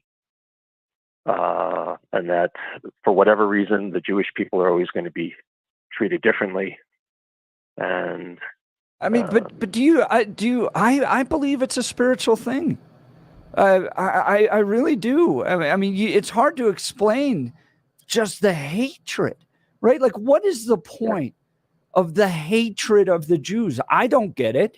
Here are people that have contributed tremendously to Western civilization. Our entire legal structure can be traced back to Moses and the Ten Commandments. You look at the great contribution of Israel to the Middle East. You have a democracy here. You look at the great citizens that Jews are in America.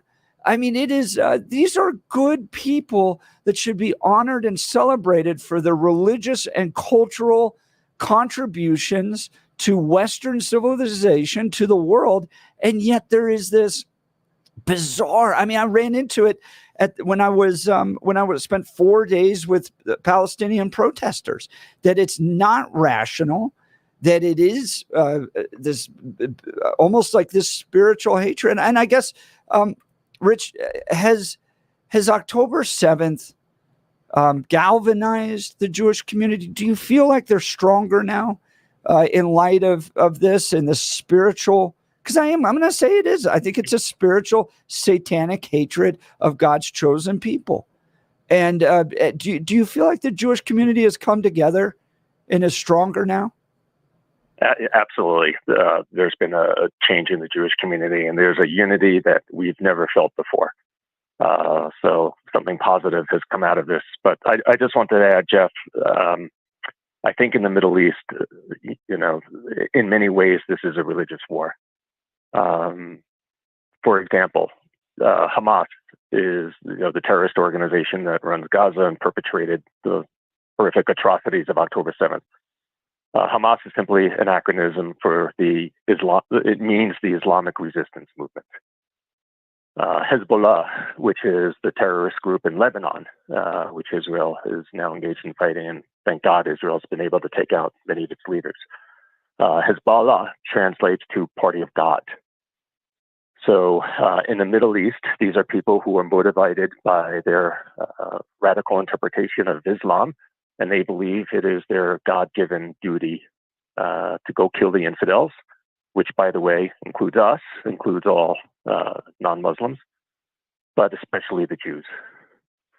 So for them, this is a religious holy war, which is where we get the word jihad. So for them, it is a jihad motivated by their interpretation of Islam that they need to go kill the infidels. And then unfortunately, here in the rest of the world, we have the useful idiots who believe the narrative that is spun by these Islamist groups, that somehow they are the poor minority oppressed people that are being victimized by the colonial settler white Jews. There's not a single word in that sentence is true. But across college campuses and many cities across America, this is the narrative that the people believe. And if the people who are protesting, and I'll talk about that in a sec, if the people who are protesting what Israel is doing in Gaza and in Lebanon would spend a quarter of the time that they do protesting actually learning, they would learn how ridiculous that narrative is, and just how untrue, how false, how misleading, and how evil that narrative is.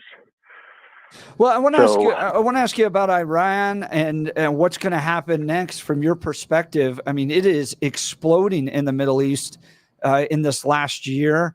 Israel now fighting Hezbollah in the north, Hamas in the south, the Houthis, and now in Iran sending hundreds of ballistic missiles on 2 occasions in an effort to harm Israel. My sense is that the gloves are off.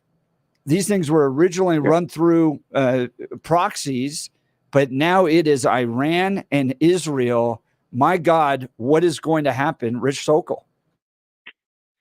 So obviously and rightfully and morally, Israel is going to attack Iran, and Israel is going to attack Iran hard.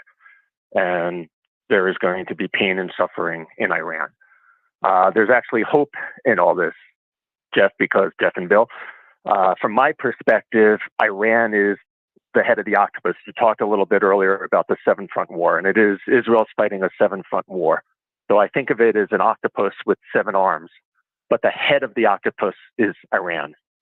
Iran is the country that funds all the terrorist activities of Hamas, Hezbollah, and all the others. They give direction, they give training, they give support, they give diplomatic cover, but most importantly, they give funds driven by their oil sales. So if we're ever going to solve this problem and bring peace to the Middle East and eliminate the threat of Iran, not just to the Middle East, by the way, but also to the United States of America, let's not forget that Iran is developing nuclear weapons. They already have enough nuclear material for several nuclear bombs. They are working on the missiles that can reach not just Israel, but could also reach the United States. And we believe, or we are told that we think in a year or so, they will have a missile capped with a nuclear warhead capable of hitting the United States. And Iran has no love for the United States. Remember, they call Israel Little Satan and the United States Big Satan. So Iran is an enemy that we cannot take our eye off because they want to do harm to the United States and they're trying to get a nuclear weapon. So we, as the West, as Israel, have to cut the head off of this octopus. So I am hoping that now that Iran has attacked Israel with ballistic missiles, 181 ballistic missiles last week, 300 missiles in April. And just so your listeners are aware, a ballistic missile, this isn't a little rocket, that goes pop and causes a little damage. Ballistic missiles fly at supersonic speeds They're huge, and they carry huge warheads that cause great damage. Like, these missiles are the most fierce, the most deadly missiles in any country's arsenal. And now, They fly thousands of miles a minute. Rich Sokol joining Jeff and Bill live. Yeah, you're right. Those normally, just as a framework, those type of ballistic missiles are going to run somewhere around 13,000 to 15,000 pounds. Warhead on top, somewhere upwards of 1,000 pounds of explosives, up to 2,000 pounds, depending on model, type, things like that. So you're right. These are not little tiny rockets. These aren't pop bottle rockets. These are legit ballistic missiles that are designed to do serious damage that they are continuously lobbing at Israel. Question I have for you, Rich Sokol, is about Iran and possible support inside the Middle East. In your opinion, if there does become a larger conflict between Iran and Israel, who lines up in the Middle East on Iran's side? I'm of the opinion that some of the larger power brokers like Egypt and Saudi Arabia sit it out. What do you think? I think they may actually be on Israel's side.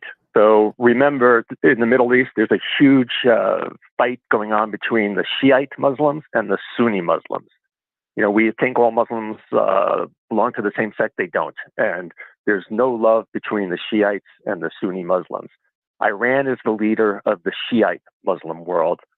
Saudi Arabia is the leader of the Sunni Muslim world. With the Abraham Accords, which are the peace agreements between Israel and some of the Sunni Arab countries, there is a regional alliance developing because all the other Arab states are afraid of Iran and afraid of Iran getting a nuclear weapon. And they're afraid of Hezbollah and their other proxies.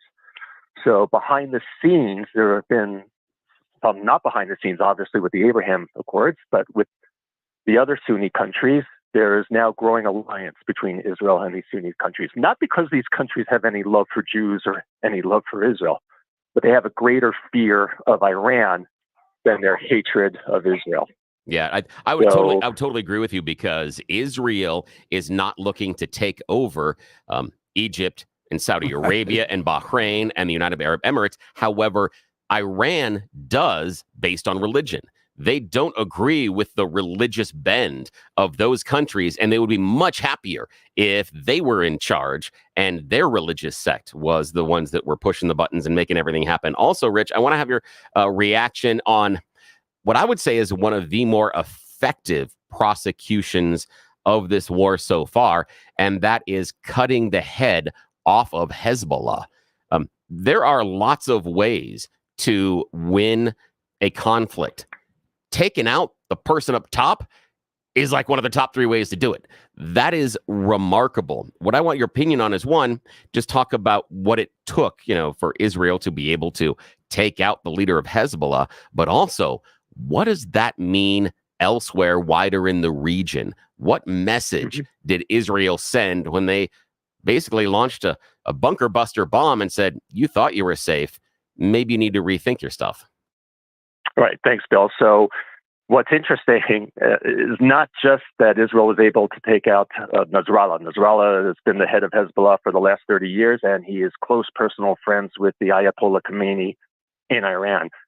Israel took him out, but Israel's also taken out the other 9 top leaders of Hezbollah. So when you look at their organization chart, Israel posted this online on their government website. They had the 9 leaders, and with the little boxes showing who reports to who, with a little line over each one that says eliminated, eliminated, eliminated, eliminated. So Israel has taken out Nasrallah, and they've taken out all the top leadership.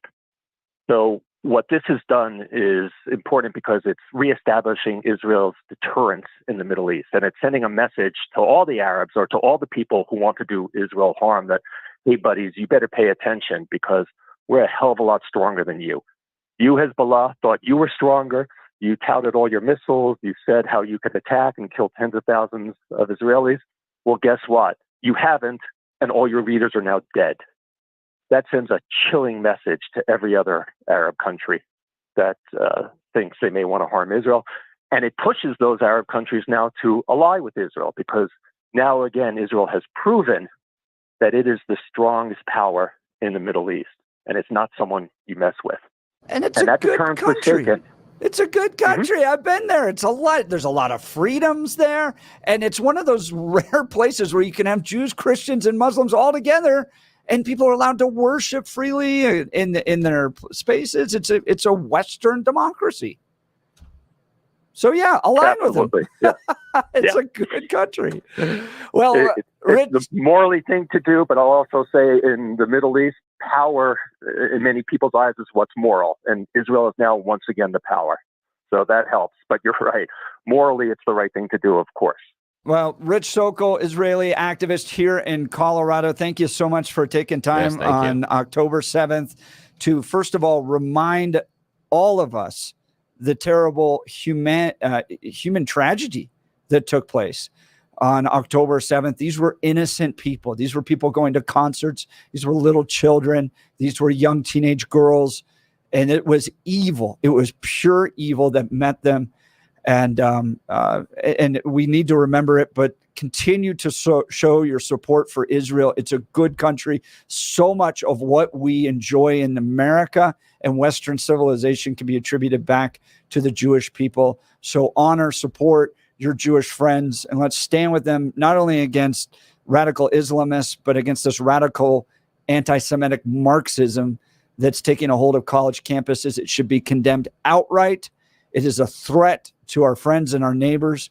And on this 1-year anniversary of October 7th, I'm grateful for my friend Rich Sokol. And thank you for taking time to be with us today. Bill and Jeff, thank you. I just one last quick thing. On our own CU campus in Boulder today, the Hamas sympathizers and the Hezbollah sympathizers are holding a rally, specifically today on the 1-year anniversary of the mass killing and raping of Jews. So that's here in our own neighborhood. So please pay attention. But if all of your listeners could do all of us a favor, say a prayer for the hostages today. There's 101 hostages. We believe over 30 are dead, but there's still, we hope and pray, at least 70 alive hostages. Please say a prayer for the hostages, and please say a prayer for the brave soldiers of the Israeli Defense Forces who are battling evil, not just for the good of the Jewish state, but for the good of the whole world. Yes, so someone needs to go over to CU and ask those protesters if they support the actions taken by Hamas on today, a year ago. Do you support it? Did Hamas make the correct choice? Do you think their decision-making was right? Get it on video. Have them defend their position. They may stand in that line. They may chant phrases they don't understand. Switch places. Yeah, let's see if they have the courage Hamas of their is so conviction. great, head on over. Yep, please. Exactly. We could do that. We could absolutely arrange a prisoner swap. We could go and take any one of those prisoners, and they could switch themselves out for one of the prisoners being held by Hamas right now. We can go ahead and do that. Ask them if they have the courage of their convictions. Any of our listeners out there. Let's see Rich, if they got thanks it. again. Thanks, Rich. Want to talk to you all about my friends over at Mountain High Appliance. They've cooked up some tasty deals for your kitchen. Now, for a limited time, receive up to a $3,000 rebate with the purchase of qualifying GE Cafe appliances. Enjoy the Mountain High Appliance price match guarantee and special financing options. Visit one of their 4 locations for all the details and upgrade your kitchen with GE Cafe appliances in Denver at East 64th, Littleton, Louisville, and Glenwood Springs. Mountain High Appliance. Experience the difference. We'll continue with the Jeff and Bill Show. This is Denver's talk station, News Talk 710 KNUS. At this hour, I'm Christina Owayo in Dallas, and here are your top stories. The Southeast United States was drenched with more than 40 trillion gallons of rain last week from Hurricane Helene, something that stunned experts, with the head of the National Oceanic and Atmospheric Administration saying it's something he hasn't seen in 25 years of working at the Weather Service. The sheer volume that fell from the sky is enough to fill more than 60 million Olympic-sized swimming pools. The damage from the hurricane is being described as apocalyptic, as entire neighborhoods have been destroyed, tens of thousands of people were left without power, and as of Tuesday, more than 130 people have died, according to officials. Claudia Sheinbaum has been sworn in as Mexico's first female president, riding the enthusiasm over her predecessor's social programs, but also facing challenges that include stubbornly high levels of violence. After a smiling Sheinbaum took the oath of office on the floor of Congress, legislators shouted, "President." president. The 62-year-old Jewish scientist turned politician receives a country with a number of immediate problems, also including a sluggish economy, unfinished building programs, rising debt, and the hurricane-battered resort city of Acapulco. A chemical plant fire southeast of Atlanta is still causing trouble 2 days later. Authorities told residents of the city's eastern suburbs on Tuesday to shelter in place again if a chemical cloud moves over their neighborhood. That's what you need to know at this hour. In Dallas, Christina Aguayo, Salem News Channel.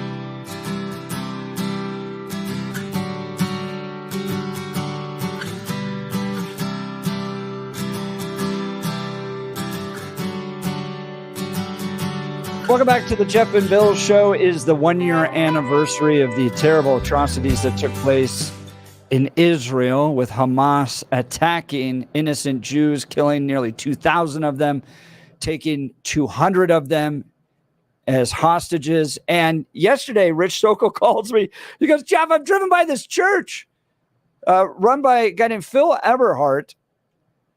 He's the senior pastor at Resurrection Anglican Fellowship. He's also the co-leader of ColoradoPraise.org. He said they'd put out 1,200, or no, nearly 2,000 Israeli flags on their lawn. He's like, you got to talk to this guy. Phil, thanks so much for being on the Jeff and Bill Show. You're welcome. Thanks for the opportunity. So you're a Christian pastor, yet you put out 2,000 Israeli flags yesterday. Tell me about what motivated you to do that. Just simple love for Israel, and a deep conviction that what's going on there is bad for all of us. You know, this is a way for us to show our support for those who have been killed, for the families that are in terrible shape right now in Israel, and for the hostages who still have to be released. 101. We also put out 101 white roses on the front of our property yesterday because of what's called the White Rose Resistance from Nazi Germany. Sophie Scholl and her brother were beheaded because they stood up to Hitler, and somebody's got to stand up. Now, where is your church? If people wanted to drive by and see this. We are at the closest corner is Bellevue and Boston, so we're between Boston and Yosemite on Bellevue, on East Bellevue, about a mile east of I-25. And I think there's isn't there a synagogue right along there too, if I remember correctly? I went to Cherry Creek High School, which is, and I remember watching Jews walk. Yeah, go ahead. Yeah, Aish walks. They travel that route every Saturday, Friday night and Saturday, and I've met several of them, but none more than yesterday afternoon. As we were putting out these flags, we had probably 10 or 20 people that stopped, and actually some of them went and put up flags themselves. So it was a great time of fellowship. That's what the event was called, Flags of Fellowship. It's sponsored by the International Fellowship of Christians and Jews in Israel. And we've only got about a minute or two here. Pastor Phil Eberhart, tell us why it is important for Christians to stand with Jews at this point. It is, well, Christians find their roots in the Jewish faith, and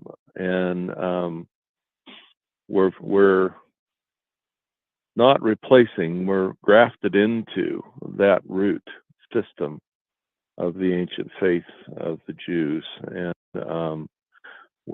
that's plain in Scripture, and so it's they're our taproot. They're our taproot. And that's what we believe at Resurrection and what we practice. We do our services, some in Hebrew and some in English. And we're not typical, that's for certain. But we feel that God is blessing us with favor in the neighborhood. And we are, as we say, just 2 or 3 doors down from Aish of the Rockies, which is an Orthodox synagogue, and they've become friends. Phil Eberhart, he's the senior pastor at Resurrection Anglican Fellowship. If you want to learn more about his church, you can go to resanglican.org. That's REZ Anglican.org. It was such a powerful statement that it got my friend Rich Sokol to stop and call me immediately. And he hands the phone to Phil yesterday, says, you got to talk to this guy. I'm so grateful for what he's doing. Phil, thank you for what you do with Colorado Praise as well. We got to have you back on to talk about that. But thank you for staying with our Jewish friends and making a bold statement that Christians should be supporting Jews at this point. Really appreciate you, brother. Thanks so much. Thanks, Jeff. Thanks, Jeff and Bill. Bless you guys. Oh, that's great to hear. You can swing by again. It's about 1.5 miles east of Bellevue and I-25. Just head down Bellevue East that way, and you'll see what they put up. 2,000 Israeli flags, and then another 100 or so white roses to commemorate all of the victims that are still so cool in captivity. So that is so amazing. Very cool to hear that. Really, really cool. That's an amazing statement by our Anglican brothers and sisters. That's fantastic.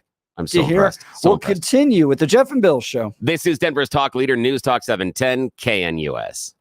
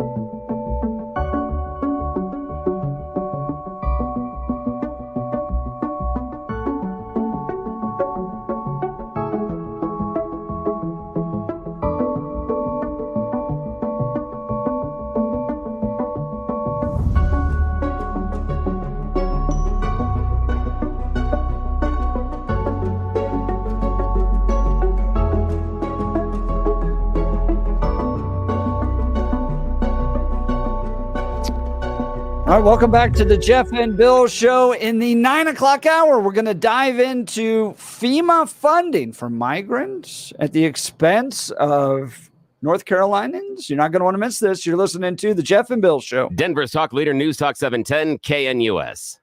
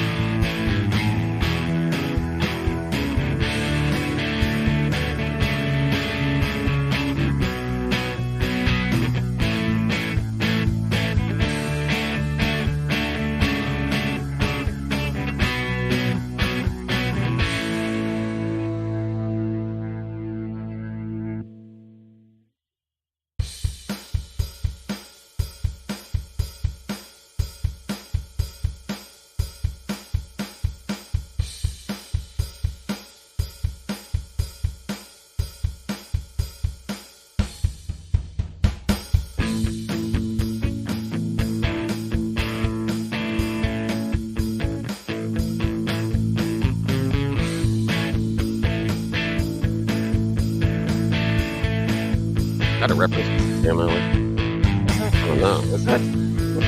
I don't know. We kicked it off. Yeah, we did. Welcome to Monday morning on the Jeff and Bill Show. It's 9 a.m. on this Monday, October 7th. Just wrapped up a very powerful interview with Rich Sokol. And that was how Jews have felt about the last year. Because it wasn't just the attack. Holy cow. We kicked off an entire war in the Middle East. Yeah, and the thing that was getting me was when Rich was talking about facing anti-Semitism, not just around the world, but here inside of Colorado, in his own backyard, a place that he never thought he would hear the vile statements and the lies about the Jewish people and just the rank hatred.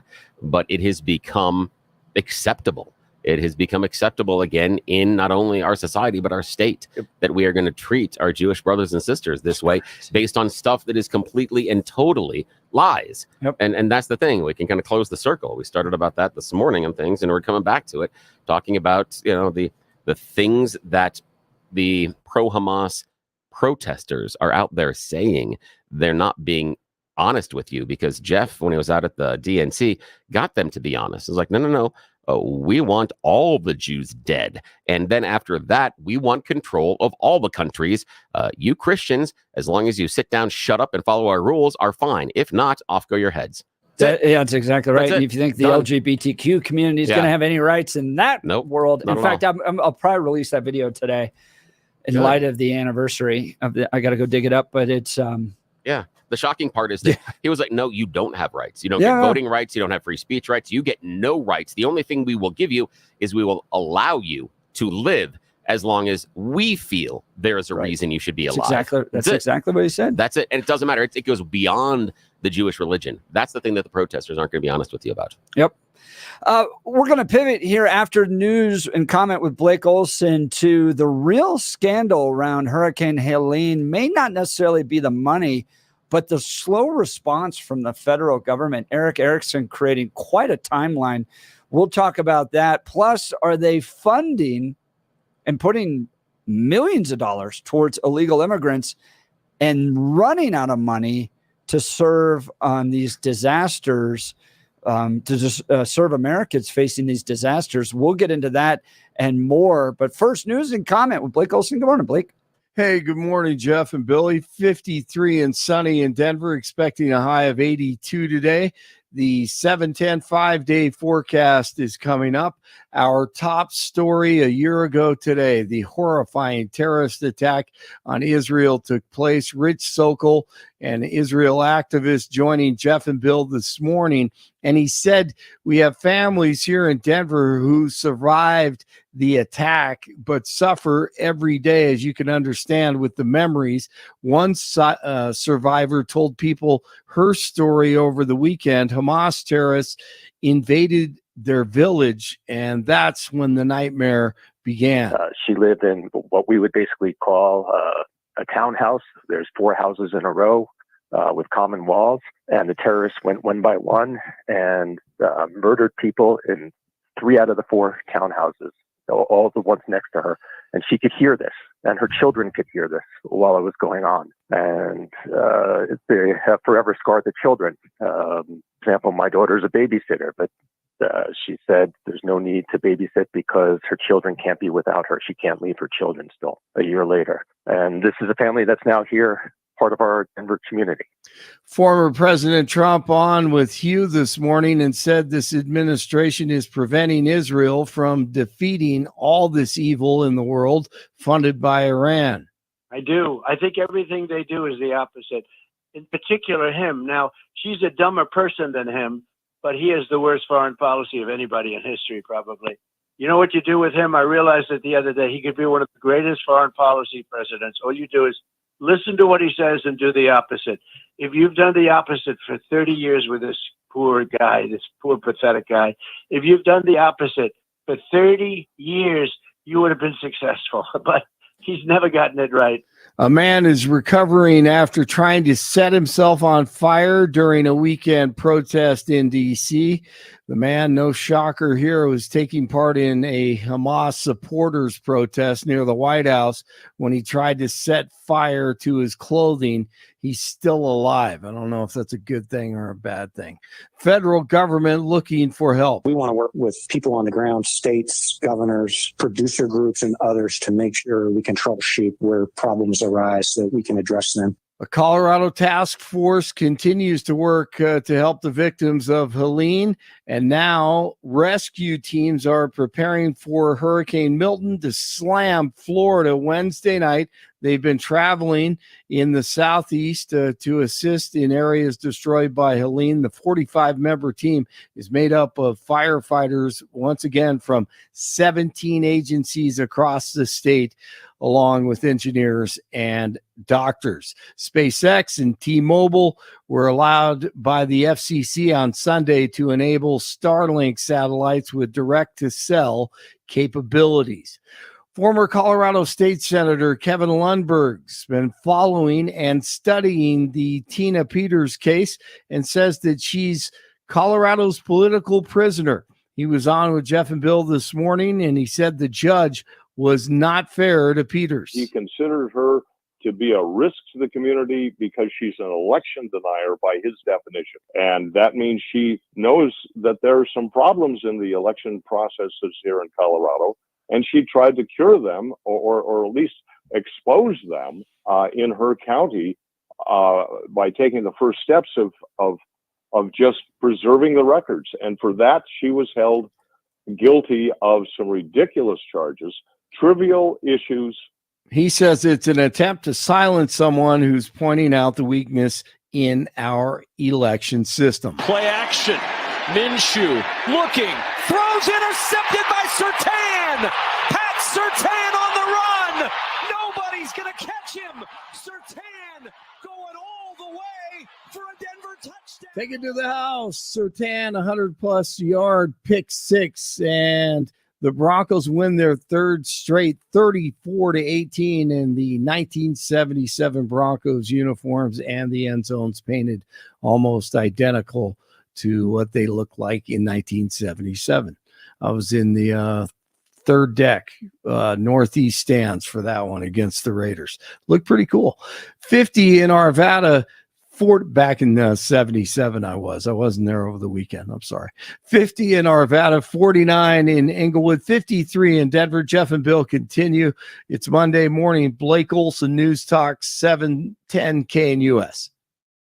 Your 710 5-day forecast going to be another warmer and dry stretch over the Denver metro. Any showers this week will likely stay in the mountains and foothills to the west. For today, sunny skies, highs in the lower 80s, lows tonight into the upper 40s. Tuesday through Thursday, lower 80s, sunny to mostly sunny skies, light to brisk winds, and lows upper 40s, low 50s. Weather brought to you by branchplanning.com. Secure your future retirement with a reliable income stream. Annuities can provide guaranteed payments, giving you peace of mind. Get your review at branchplanning.com or call 303-219-0088. Meteorologist Don Watzel in the 710 KNUS Weather Center.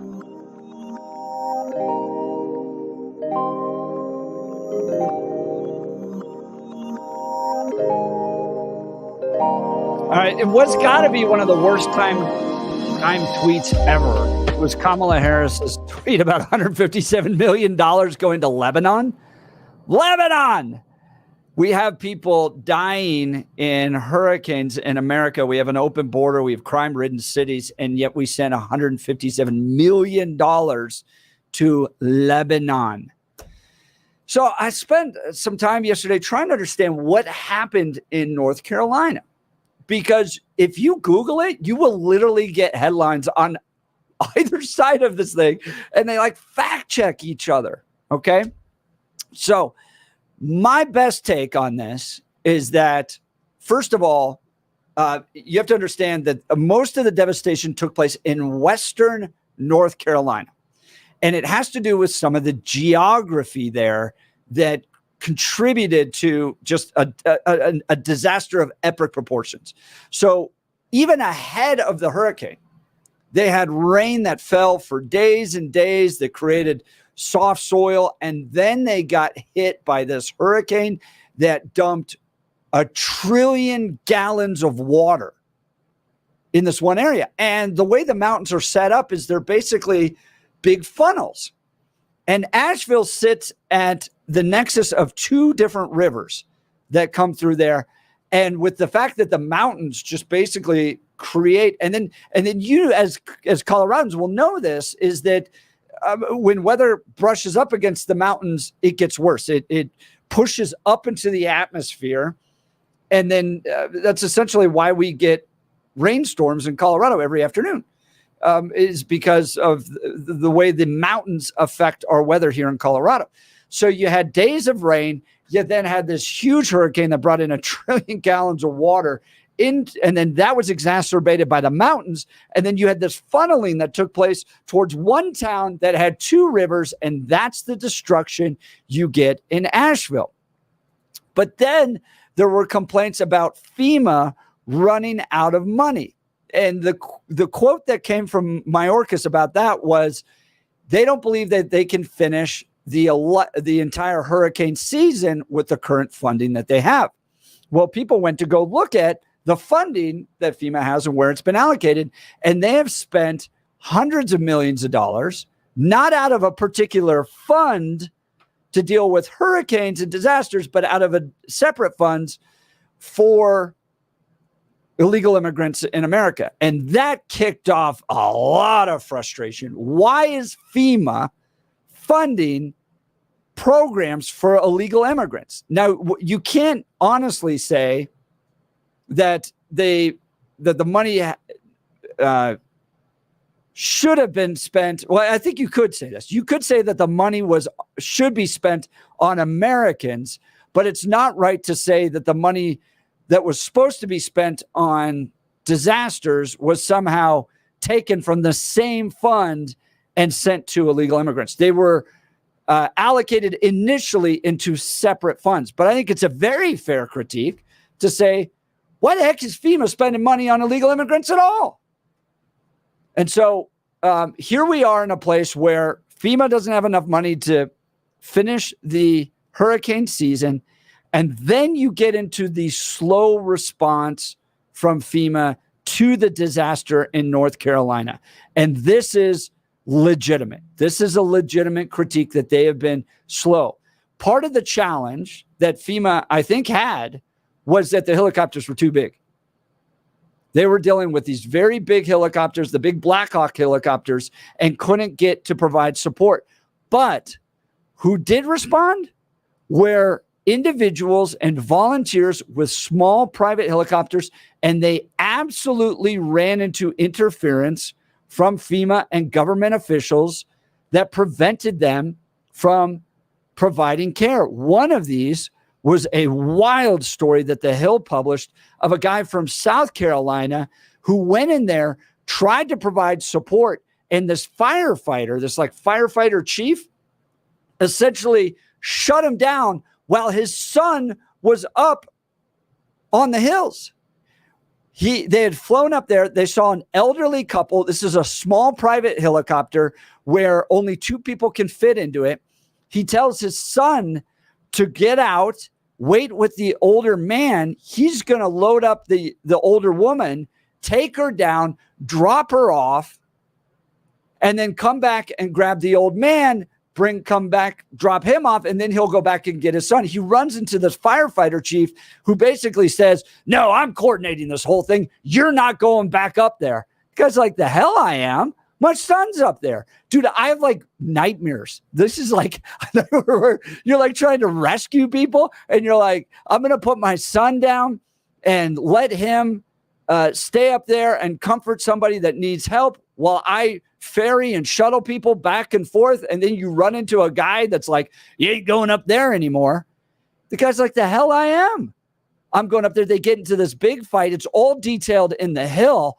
He flies back up there, decides to get his son, and leaves the old man up there. And it was like hours, if not a day later, that firefighters finally got to the old man and brought him down. So you ran into chaos, which is going to happen during a disaster.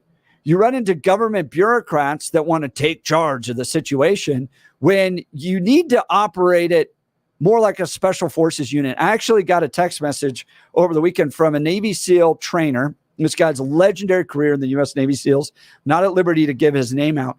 But he texted me and he said, this reminds me of the operation that happened during the hostage rescue with Jimmy Carter and the Iranian hostages, where it should have been treated like a special forces operation. Small, tactile operatives working the hills of North Carolina. And what happened were these big government entities came in, tried to take control of everything. And as a result, people didn't get the help and care that they needed. I think this is a growing scandal for the Biden-Harris administration, that they didn't respond fast enough, that it was a challenge in North Carolina, and the people that did try to respond didn't get the help, were blocked from getting the help. Here's a headline from Newsweek. Still no FEMA, still no military. Volunteers blast Helene response on CNN. This was yesterday during a CNN interview on Sunday afternoon.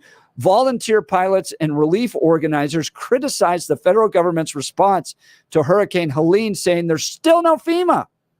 There's still no military in North Carolina, which I don't know is exactly true, because I know they are there. I just don't think that they're getting there fast enough, which ravaged the storm, which was ravaged by the storm late last month. Hurricane Helene made landfall on Florida's Big Bend region on September 26 as a Category 4 hurricane, and then tore through the southeast region of the United States. It hit parts of western North Carolina particularly hard, washing away roads, destroying homes, and leaving millions without power. According to the Associated Press, 227 people have died across 6 states as a result of the storm. On Sunday afternoon, directors of 2 major volunteer relief groups, Operation Airdrop and Operation Hilo, somberly described the realities on the ground to CNN host Omar Jimenez. Operation Airdrop chairman Doug Jackson struggled to explain the destruction he saw in the region. Their homes are gone. What they have around them is all they have left in this world. It's absolutely devastating for them. It's hard to describe. Never seen anything like it. The volunteer group uses planes and pilots to deliver life-saving supplies to people in need in more remote and inaccessible locations. Jackson said the operation had flown 673 flights, delivered over 400,000 pounds by air and 700,000 pounds by truck, for a total of almost 1.2 million pounds of supplies out of one airport. McSwain, with Operation Hilo, has forged over 400 LZs, those are helicopter landing zones, over the mountains into remote locations, adding that the operation is flying 400 missions per day, and we have over 90 helicopters registered. During the interview, McSwain called out the federal government, explaining that when the operation began, there was no military presence, no military help, there was no FEMA, there was nothing. He continued that today, nearly a week and a half after the hurricane hit, still no FEMA, still no military, still no nothing. We're begging. This is day 8, 9 now. We're tired, he added. But if we go home, Mama and Papa won't get the medicine and they die. So that's why we're still foraging on. What do you think happened, Bill? I think what happens in most of these disaster situations, the government response is always slow and a little bit disjointed, because they have to ensure and create a command and control structure, and they have to set up, you can't, with these smaller groups, they don't have the bureaucracy, nor do they have the budgets, and they are much more nimble and do have the ability to make faster changes. In some places, get places that the army and the military can't. But we've seen stuff, because I went looking as well. You talked about North Carolina. In the last 48 hours, Army Colonel Paul Hollinack, commander of the North Carolina National Guard's 30th Armored Brigade Combat Team, says they've activated more than 1,100 soldiers. They've got more than 400 vehicles, 26 aircraft that are out there. They have support from 10 different states, adding extra guard into the area. They say they work out of force packages, or kind of like their mobilization teams. They have them. More than 200 force packages have been activated. They've got them operating out of 20 locations across North Carolina. They so far say by air, they've delivered more than 600,000 pounds of food, water, and supplies, and they've rescued more than 500 people and more than 150 pets through their search and rescue operations. They say that part of the problem right now are obstacles preventing them from getting there. So it's things like being able to land the helicopter certain places, or even getting down the road. And that takes time in order to mobilize and move these people and and supplies into certain areas. It's more or less when this happens, the government's always a little bit slower than people that are there on the ground that don't have the same bureaucracy to react.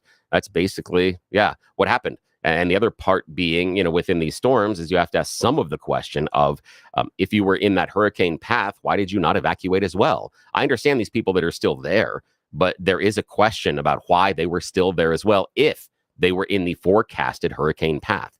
That's a question that you have to ask as well. I'm not sitting there and saying, it's your fault doing this. However, if you choose to stay behind during a hurricane evacuation, and then you say, wait, I stayed behind after the hurricane evacuation, and now you can't get me the stuff that I want and need quickly enough, we need to have a larger conversation about behavior on both sides. I've seen a lot of coverage that people on the ground trying to provide help have either not seen FEMA, have been directly prevented from providing help by some other government bureaucrat, or what happened with the Starlink Elon Musk Pete Buttigieg issue? Did you follow that at all? No, I didn't. Yeah, I mean, I've seen him kind of push back. I love the fact that I was following it on real time that Elon Musk asked Pete Buttigieg to call him, and they seem to get the phone.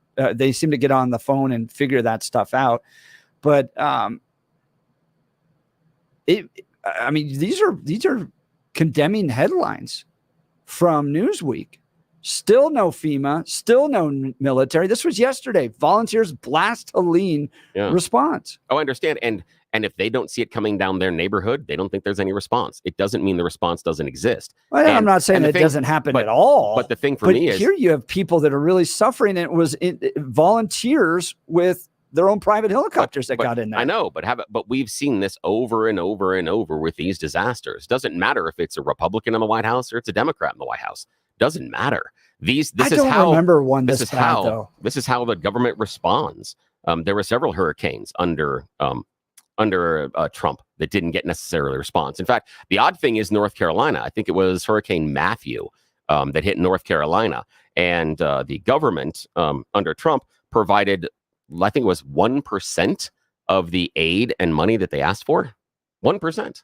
I think they allocated for North Carolina. I don't remember the problems here. And you don't see this down in Florida. You don't see headlines continuing to run, and maybe the disaster just wasn't as bad in Florida. Well, it may not have been, but the issue being, and this is the thing, is that we look at the idea of this being political or some sort of failure. But if it is a failure of the Biden White House and the administration, then it's right now just in North Carolina. They do have responses then elsewhere in the United States that seem to be going okay. So we can talk about this, but saying that this is indicative of all the response isn't necessarily. That's what I'm actually asking questions about. Is like, why here?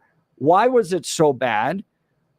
Where has the Biden administration been? And why are there continuing to be headlines? Still no FEMA, still no military.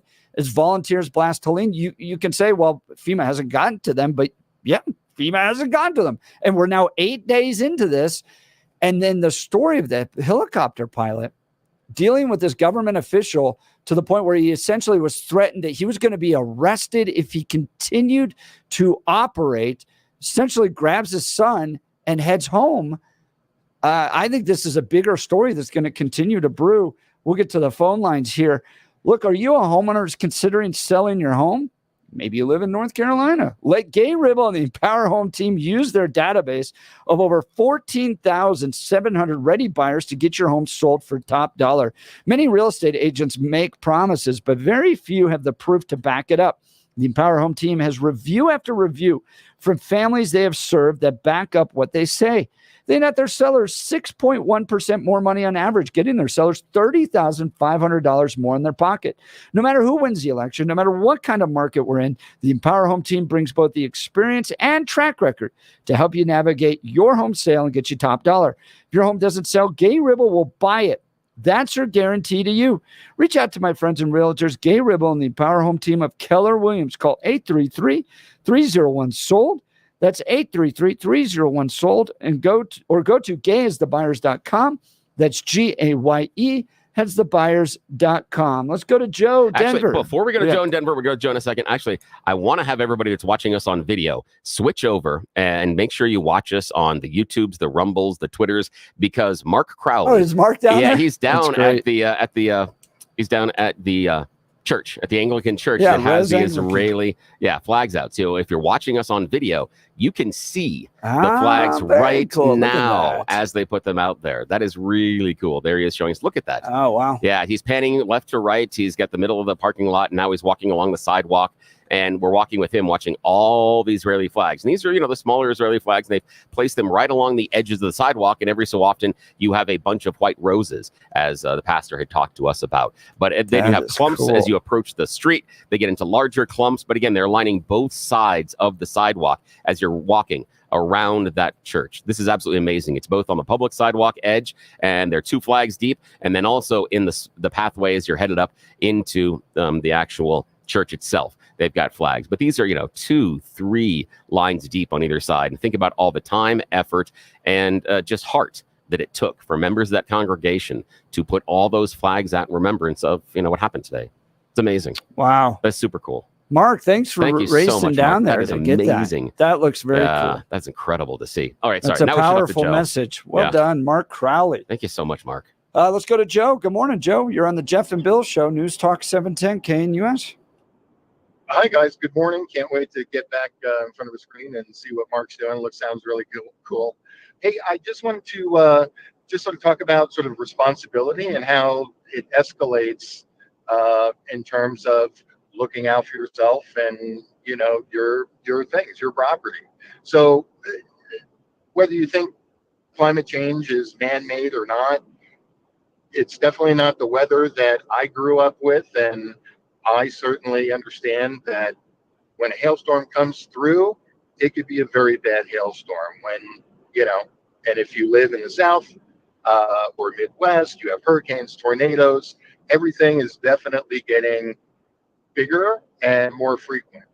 So everyone, I think, has a responsibility to kind of have their own prep plan in place.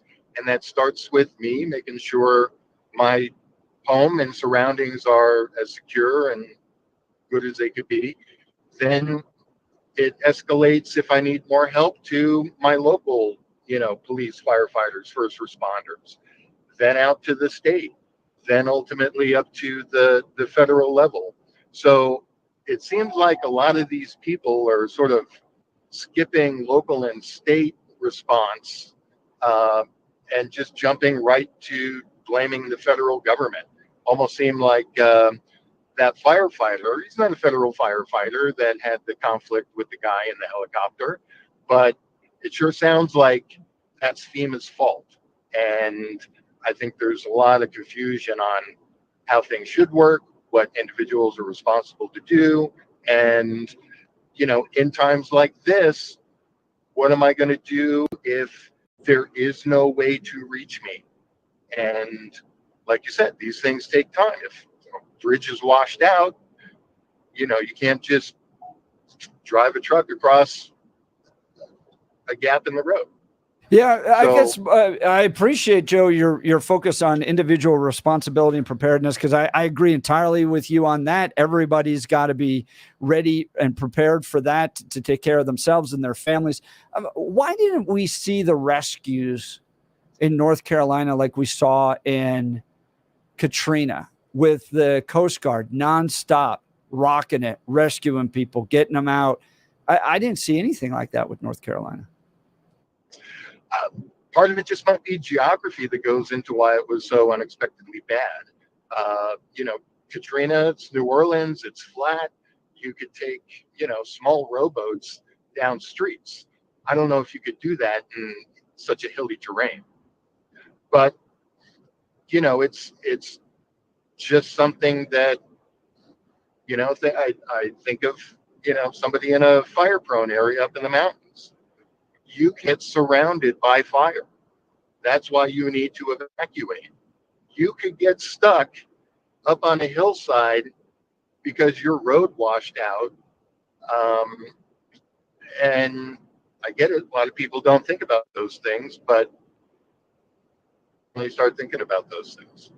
Joe, appreciate the call. Joe's line will be open thanks. 303-696-1971. Do you place any blame on the slow response to the Biden-Harris administration? And then you have the Secretary Mayorkas come out and say, we don't have enough money to deal with all the storms we're going to face. And in the meantime, Kamala Harris tweets, we got $157 million to send to Lebanon. It's in those moments where I go, that's where America First definitely hits hard. You have people suffering in North Carolina. Secretary Mayorkas complaining he doesn't have enough money, and then we write a check to Lebanon. Yeah. All right. Here's the thing, though, with Mayorkas not having enough money, guess who's responsible for that? Whose budget is it? That'd be the House. That's the House budget. The House is the one that controls the purse strings on that. So, it wasn't just the House. President Biden put that budget together too. There hasn't been a budget that has gone through. President Biden gets to have suggestions. He gets to have suggestions. But it doesn't mean. And he's willing to send $157 million. Hang on, to Lebanon. But if we needed more money for FEMA, the people that could change that in part are Republicans. That's part of it. Yeah, that's there in there as part of that. And this is the part that I always come back with too, that I always find interesting inside of these conversations about the government response. Is I'm back to Reagan's infamous 9 words: "I'm from the government and I'm here to help." Yet in these situations, the one thing we cry and yell and scream about is not getting enough of that government help. It's weird that during other parts of our lives, the last thing that we want. If you're relying on the government to help you in a life and death situation because they're the only ones with the helicopters and the power to control the airspace and all that stuff, it's a little different than a welfare program in my mind. I can see the point, but the idea being that, again, depending on what the weather forecast was, these people made some individual choices. And now when it's more difficult to get to you because you don't have the supplies and you're not prepared for it, okay, but screaming that the government should save me from decisions that I made, again, I got a hard time with that. I got a hard time across the board. I disagree. I don't think it's the government saving you from decisions you made. These are people that may not have the means to be able to get out and the opportunity to, and it to be delayed so long, and then to jump in and put restrictions on private individuals that are trying to help, like this helicopter. That's liability. The problem with the that's restrictions, just crazy. Yeah, but the restrictions on the private individuals have to do with liability because we are a litigious society. That's where that comes from. The idea that if a private group screws up something or someone's hit or hurt, now you've got a problem as far as liability. Seems to be a lot of excuses while people are suffering. I understand, but that's because we like to sue each other for almost anything. Look, if you're losing your hair, you need a simple solution that works. You want the best modern technology with top-rated physicians, something that's guaranteed to work. Guys, you need Dr. Tanya Pauls and her team at Advanced Hair. They've completely redefined hair restoration, from the experience itself to their unmatched results. Receding hairline, bald spots, thinning hair, address them all with Advanced Hair's simple one-day treatment in a calm, relaxed environment with the most experienced professionals. Advanced Hair has performed tens of thousands of these breakthrough treatments, and get this, your own natural hair begins to regrow the very next day.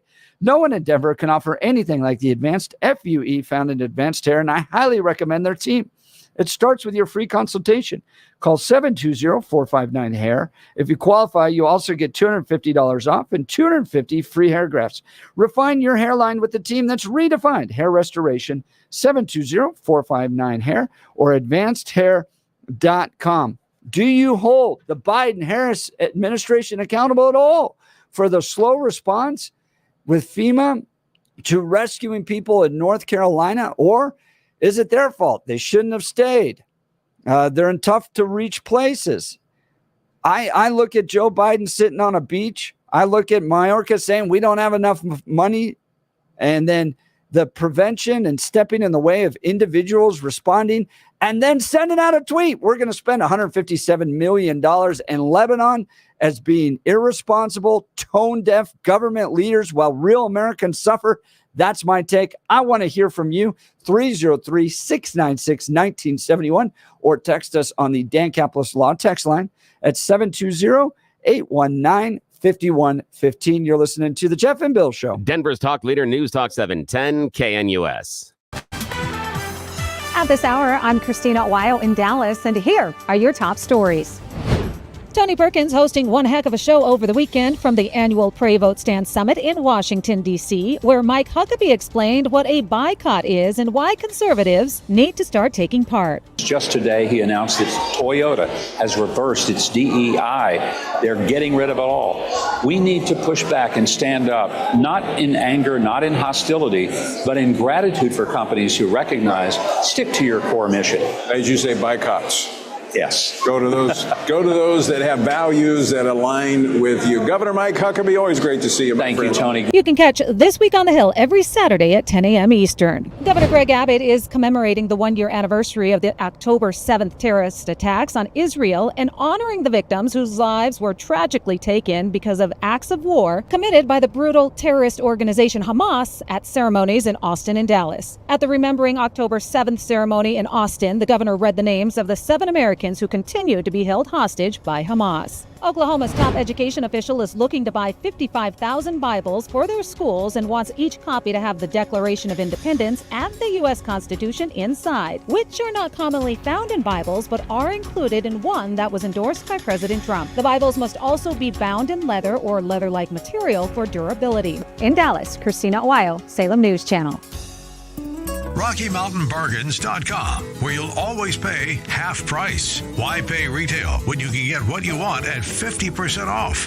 Just go to RockyMountainBargains.com and save. Here's this week's featured item. A Yeti Roadie 60-quart wheeled cooler valued at $450. Get it now at RockyMountainBargains.com for 50% off. RockyMountainBargains.com, where you always pay half price. Restrictions apply. Go to RockyMountainBargains.com for complete details.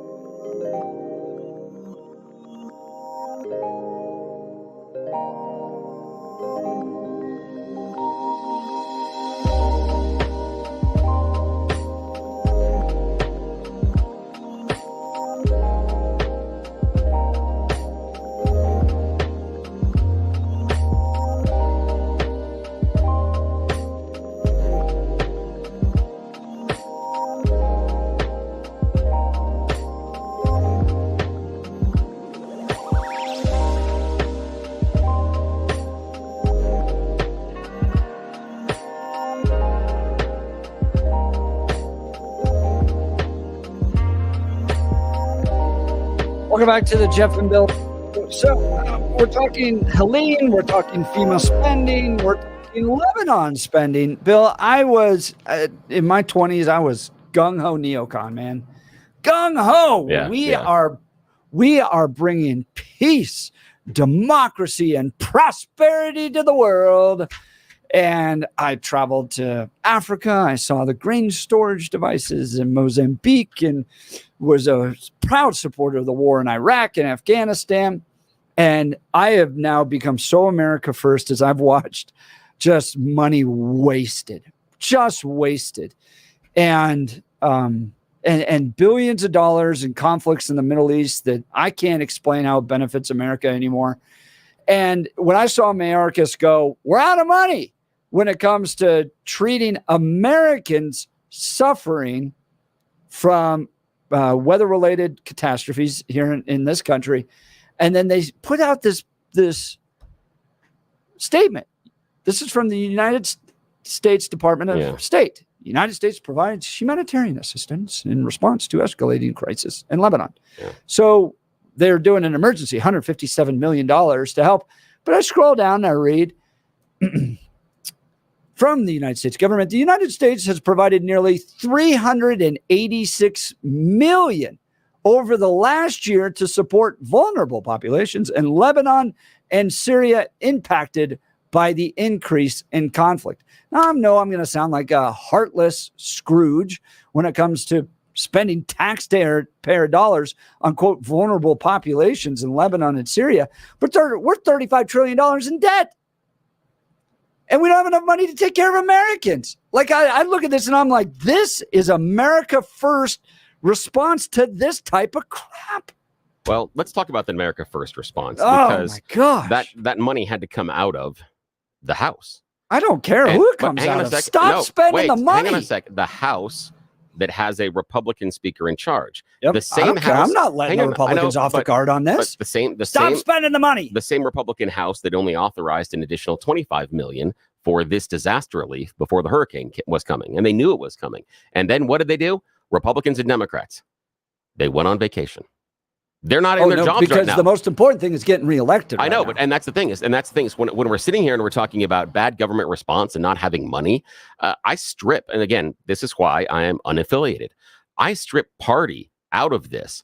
This is just the stuff that our government gets wrong. I haven't mentioned party at all. Yeah, I just wonder why we're spending $386 million on vulnerable populations in Lebanon and Syria. Yeah, see, for me, I'm not that worried about that one because I think that we have more money to pay for both that and the relief effort that we have here at home. $35 trillion in debt. We don't have any money. But we could talk about that because in order to do that, we'd have to do two things. We'd have to cut spending and raise revenue.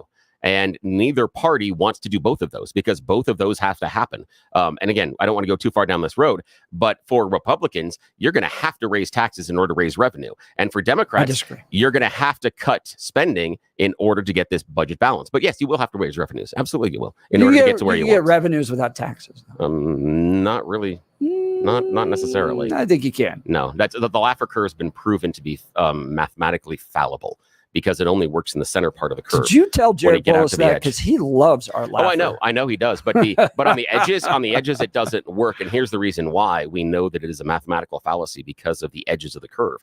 That inside a mathematical theorem, for it to be true, it has to be true at 0, has to be true at 100, has to be true all the way along the spectrum. Where the Laffer curve fails is on the edges, because according to his curve, if we took all the money from everybody as taxes, we would have no revenue at all. And if we took no revenue as taxes, we would have infinite revenue. That's why it fails on a mathematical curve. So it works in the middle. I still want to get back to it doesn't work. $386 million. If I was the Trump operation and you had all these people suffering in North Carolina and you wanted to prove a point about what it means to be America first, $386 million to vulnerable populations in Lebanon and Syria. I'm tired. I'm just tired of America taking care of everybody else. That was okayed by the Republicans too. I don't care who it is. I know, but that's the issue. I'm tired of taking care of everybody else in this world when we can't take care of ourselves. I know, but and we've got $35 trillion in debt. That's my point. We can walk and chew gum at the same time. We don't have to. No, we isolationists. can't. Yes, we can. $35 trillion in debt. We're clearly not walking and taking care of our chewing gum at the same time. Speaking of that. Yes. Speaking of walking and having problems and things like that, I want to talk to you about friends of mine at Balance Well Space. This is an amazing new integrative medical facility. What does that mean? It means they have a whole bunch of different treatments available to you under one roof. Why does that matter? It means you no longer have to go from office to office to office to get those pain things that are hurting you taken care of. You can get chiropractic care, neuropathic care, physical rehabilitation, wave therapy, regenerative care, trigger point injections, and so much more. Plus some cutting edge Star Trek things that are non-invasive, that are mind-boggling. But you can't get that done to you unless you talk to my friends at Balance Well Space. It's a brand new office in Lowry, right across from Hangar 2. Plenty of parking. Check them out at balancewellspace.com. Balancewellspace.com. They go in, you talk to them, you talk to the team, Dr. Julie, Dr. Jess, everybody else. They ask you about your pain, what hurts, why does it hurt, what your history is. And also, most importantly, what are the things you're no longer doing? What are the things you're prevented from doing based on the pain you're living in? For me, it was a long list of things, including getting a regular night's sleep. They do an evaluation, take the pictures, and put together a custom pain plan focused on you and your problems and your goals. Then they go to work. With me, it's been several months, and now I'm sleeping through the night like a little baby. It doesn't mean that I cry every couple hours and pee myself. I'm just saying that I get a good night's sleep.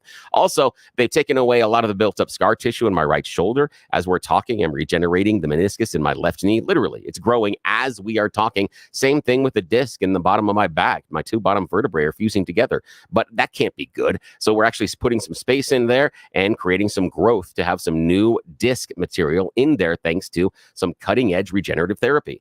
They can do amazing things with the neuropathic care, but what they can't do is make you feel better if you don't call them. Talk to the team that cares about making you feel better and making sure all that pain goes away. You don't have to live in pain as you get older, and this is the team that can help you out. Talk to them. BalanceWellSpace.com, BalanceWellSpace.com. Trust the team. I do. You don't have to live in pain, just like I'm no longer living my life in pain. And when you call Balance Well Space, make sure you tell them you heard about it here on Jeff and Bill, because it helps us out a lot. Great to hear, Bill. We'll continue with the Jeff and Bill Show. Denver's talk leader, News Talk 710, KNUS.